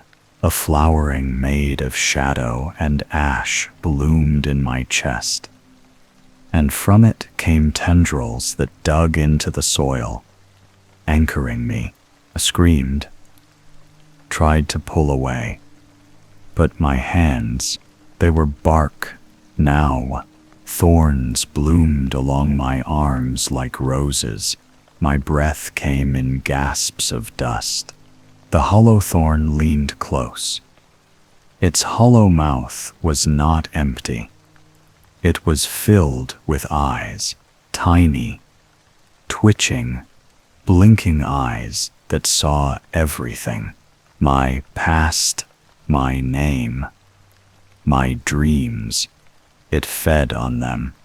One by one, I felt them leave me. My memories unraveled. My mother's face gone. The sound of my own laugh gone. My name gone. The forest whispered one word in unison. Not bloom. And I did. Roots exploded from my spine, anchoring me to the ground. My mouth stretched open, and a wind filled with spores burst forth. I screamed, but the sound that came out was not mine. It was the forest's. The hollowthorn bowed. The others, those cocooned, swayed in reverence. The chamber pulsed. The nine knew this was not death. This was germination. The forest dreams through me now. I do not know how long I have been bound here. Roots encasing my limbs, breath slow and shallow, body neither dead nor alive. Time does not pass. In the old way beneath the soil, there is only rhythm and memory, and the weight of the forests will as it moves through me. I feel its tendrils threading through my mind, unraveling what I once was, knitting me into something new. Sometimes I glimpse myself from above, as if the eyes of the hollowthorn have become mine. I see my body in bloom, bark blooming along my spine, thorns sprouting gently from my cheekbones, the relic still embedded in my chest like a seed that refused to stop growing. It pulses in tune with the deeper heart, the one buried far below, the one all things root toward. I remember warmth. I remember my tent, the hiss of boiling water, the smell of pine needles pressed beneath my boots. But those memories flutter like dying moths now, blurred, distant, stripped of weight. The forest offers new memories in their place. A village long decayed, settlers kneeling in this same chamber, chanting in tongues that echo now through my bark-lined throat. We were never meant to survive it, only to serve it. The others speak to me sometimes. The ones cocooned beside me, their mouths opening in dreamless murmur. They whisper names that turn to dust when I try to repeat them. Some of them were hikers, some loggers. One of them, I think, was a ranger. They reached for the forest's heart and were answered just as I was, not with escape, but with remaking. They say I am closer than any of them, that I am something the forest has waited for, that my blood remembers, that the hollowthorn chose me not as a vessel, but as a gate, and the gate is opening. The root chamber pulses harder now. There are new tremors in the soil, like footsteps from something massive, above or below. The cocooned bodies shudder in their slumber, as though responding to the deep call rising from the hollowthorn's open maw. The mist has returned. Yes, even underground.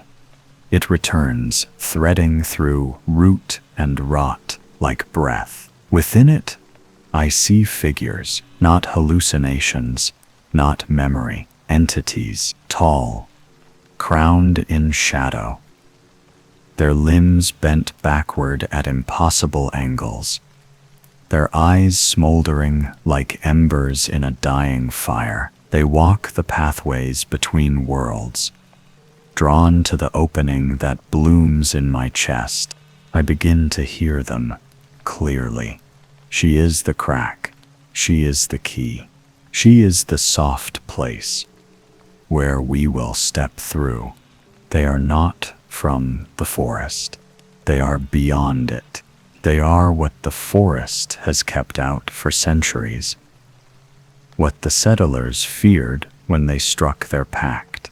The hollow thorn was never a predator. It was a guardian. To know why I'm becoming its undoing. The roots begin to retract, loosening around my wrists, ankles, throat. I do not struggle. I rise. I should not be able to stand, but the forest lifts me. I walk, barefoot, back through the tunnels. The walls pulse warmly at my passing. The whispers hush. There is only breath, only the steady exhalation of ancient soil. When I emerge into the open night, the world has changed. The sky is choked with mist. Trees sway in patterns I cannot comprehend. Stars flicker and vanish. Shapes loom between the trunks, twisted silhouettes that don't move with the wind, but against it. Blackridge is distant now, but I see its lights flickering as though underwater, blinking out one by one. The forest has grown. I walk through it, like a dreamer, or a ghost, or something that has finally found its place. The hollow thorn waits. I find it at the edge of a lake. I do not remember. Its body half reflected in water that does not ripple. Its limbs rise like dead branches. Its mouth gapes wider than ever. A cavern of void and echo. Behind it, the veil is thinning. The air glows faintly, like the membrane of a cocoon about to tear. The crowned figures gather in the clearing. I feel no fear. I feel purpose. They kneel before me, and I hear the forest scream, not in pain, but in warning. Too late. The gate is open. I step forward, and the world shifts. Something broke when I crossed that threshold, not just in me, but in the world. The trees seemed to lean away as I stepped across the clearing, their branches twitching in silent protest. And the hollow thorn, the eternal guardian, shuddered with a groan so deep and old that the roots beneath my feet split open like veins. Light poured through the cracks, not golden or warm, but pale and viscous, like the color of breath held too long. The crowned things welcomed me in silence. They did not smile. They did not bow again. They simply watched, unblinking, limbs held in that grotesque reverse elegance. As the gate inside me widened, I felt it tearing, not skin, not bone, reality. It peeled like bark beneath fire, unraveling from the inside. My chest ached, and from it came threads of dark mist, pulled outward into the clearing. They writhed in the air like saplings reaching for the sun, and each one carried a whisper, a voice I didn't recognize, and yet I knew them all. The forest screamed again, louder now and not alone. The wind tore through the trees, flinging needles like shrapnel. The hollow thorn moved to shield me, massive limbs rising, thorns outstretched. But the crowned figures only raised their hands. The forest stopped, and the hollow thorn fell. It collapsed like a ruined cathedral, its mouth still gaping, its eyes dimming one by one. Where it struck the earth, the soil boiled and split, and from beneath it came not fire, but void. Endless, sucking void. I screamed, not with fear, with rage. I was the gate. I was meant to bloom here. I was chosen by the hollow thorn. This was its purpose, mine, ours, and they had unmade it. You were the lock. One of them finally spoke. Its voice had no source, no direction. It simply existed, inside me and outside me, and nowhere at all. Now you are the key. They began to move then, not walking, but gliding across the clearing. Wherever they passed, the forest died. Trees withered into gray husks. Moss shriveled. The ground turned brittle. They walked in patterns, circling me, drawing symbols with their motion that made my vision blur. I fell to my knees. My fingers dug into soil that no longer felt alive. The relic in my chest was crumbling now, splinters of it floating in the mist like burned petals. I wanted to run, but in my legs were roots again. I wanted to scream, but my mouth was filled with leaves. One of the figures leaned close. Its eyes were not eyes, they were windows to storms, to deserts, to black oceans. I saw entire worlds devoured behind them. You opened us, it said. I tried to say no, that I had only been searching, that I only wanted to understand, that I was human. But there was no humanity left in my voice. The gate opened wider. The sky split. A thin fracture of darkness, spreading across the stars. Light poured through it. Not light as I knew it, but something deeper, older, a radiance that burned shadows into everything it touched. The crowned ones raised their hands. They called it through, the thing beyond, something so large and terrible. It had no shape, no edges, no face, only presence. I felt it step through me, like being passed through by a wind that stripped the soul from bone. I convulsed. The earth shook. Every cocooned body in the forest shrieked at once, and the forest began to die. Not rot, not decay, die unmade, forgotten. I wept, not for myself, for it, for the thing that had watched me grow, that had guarded its hollow mouth through centuries of hunger, that had whispered not to tempt the old things, and I had done it anyway. I looked up, my eyes no longer mine, but filled with the dark light, and saw the shapes dancing through the mist, leaping from tree to tree, casting shadows where no light touched. They were coming through now, legions, realms upon realms spilling into this one. And still the crowned figures watched me. "Knock, you were the first seed," they said. "Now the harvest begins." I felt something tear loose in the back of my mind. A scream, mine too, but it did not reach the air. The shadows swallowed it whole. There is no time here, only aftermath. The crowned ones are gone. The gate stands open.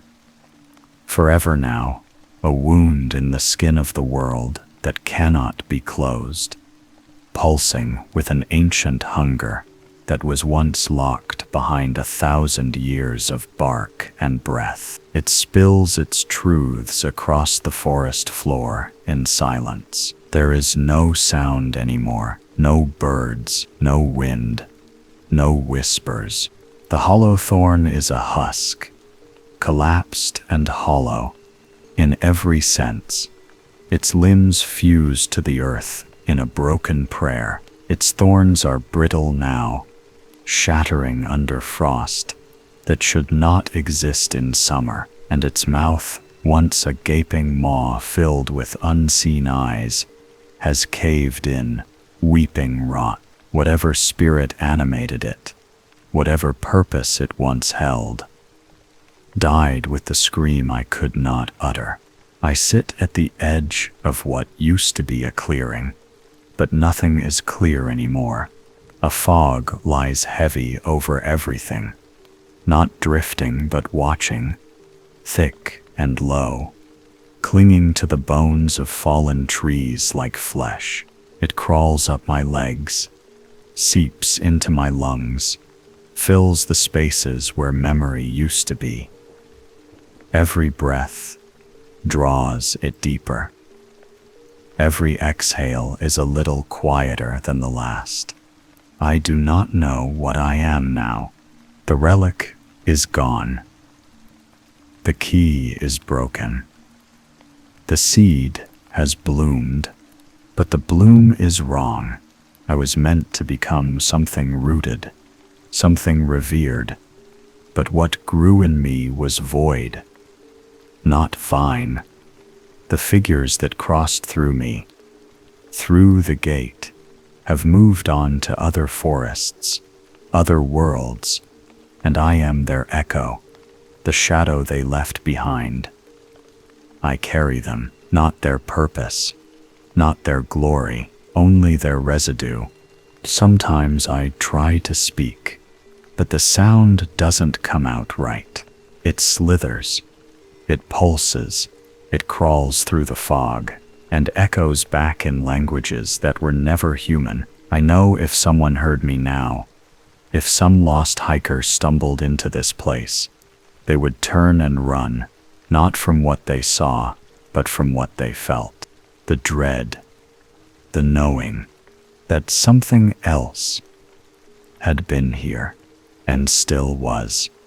I don't remember my name, but I remember Nancy.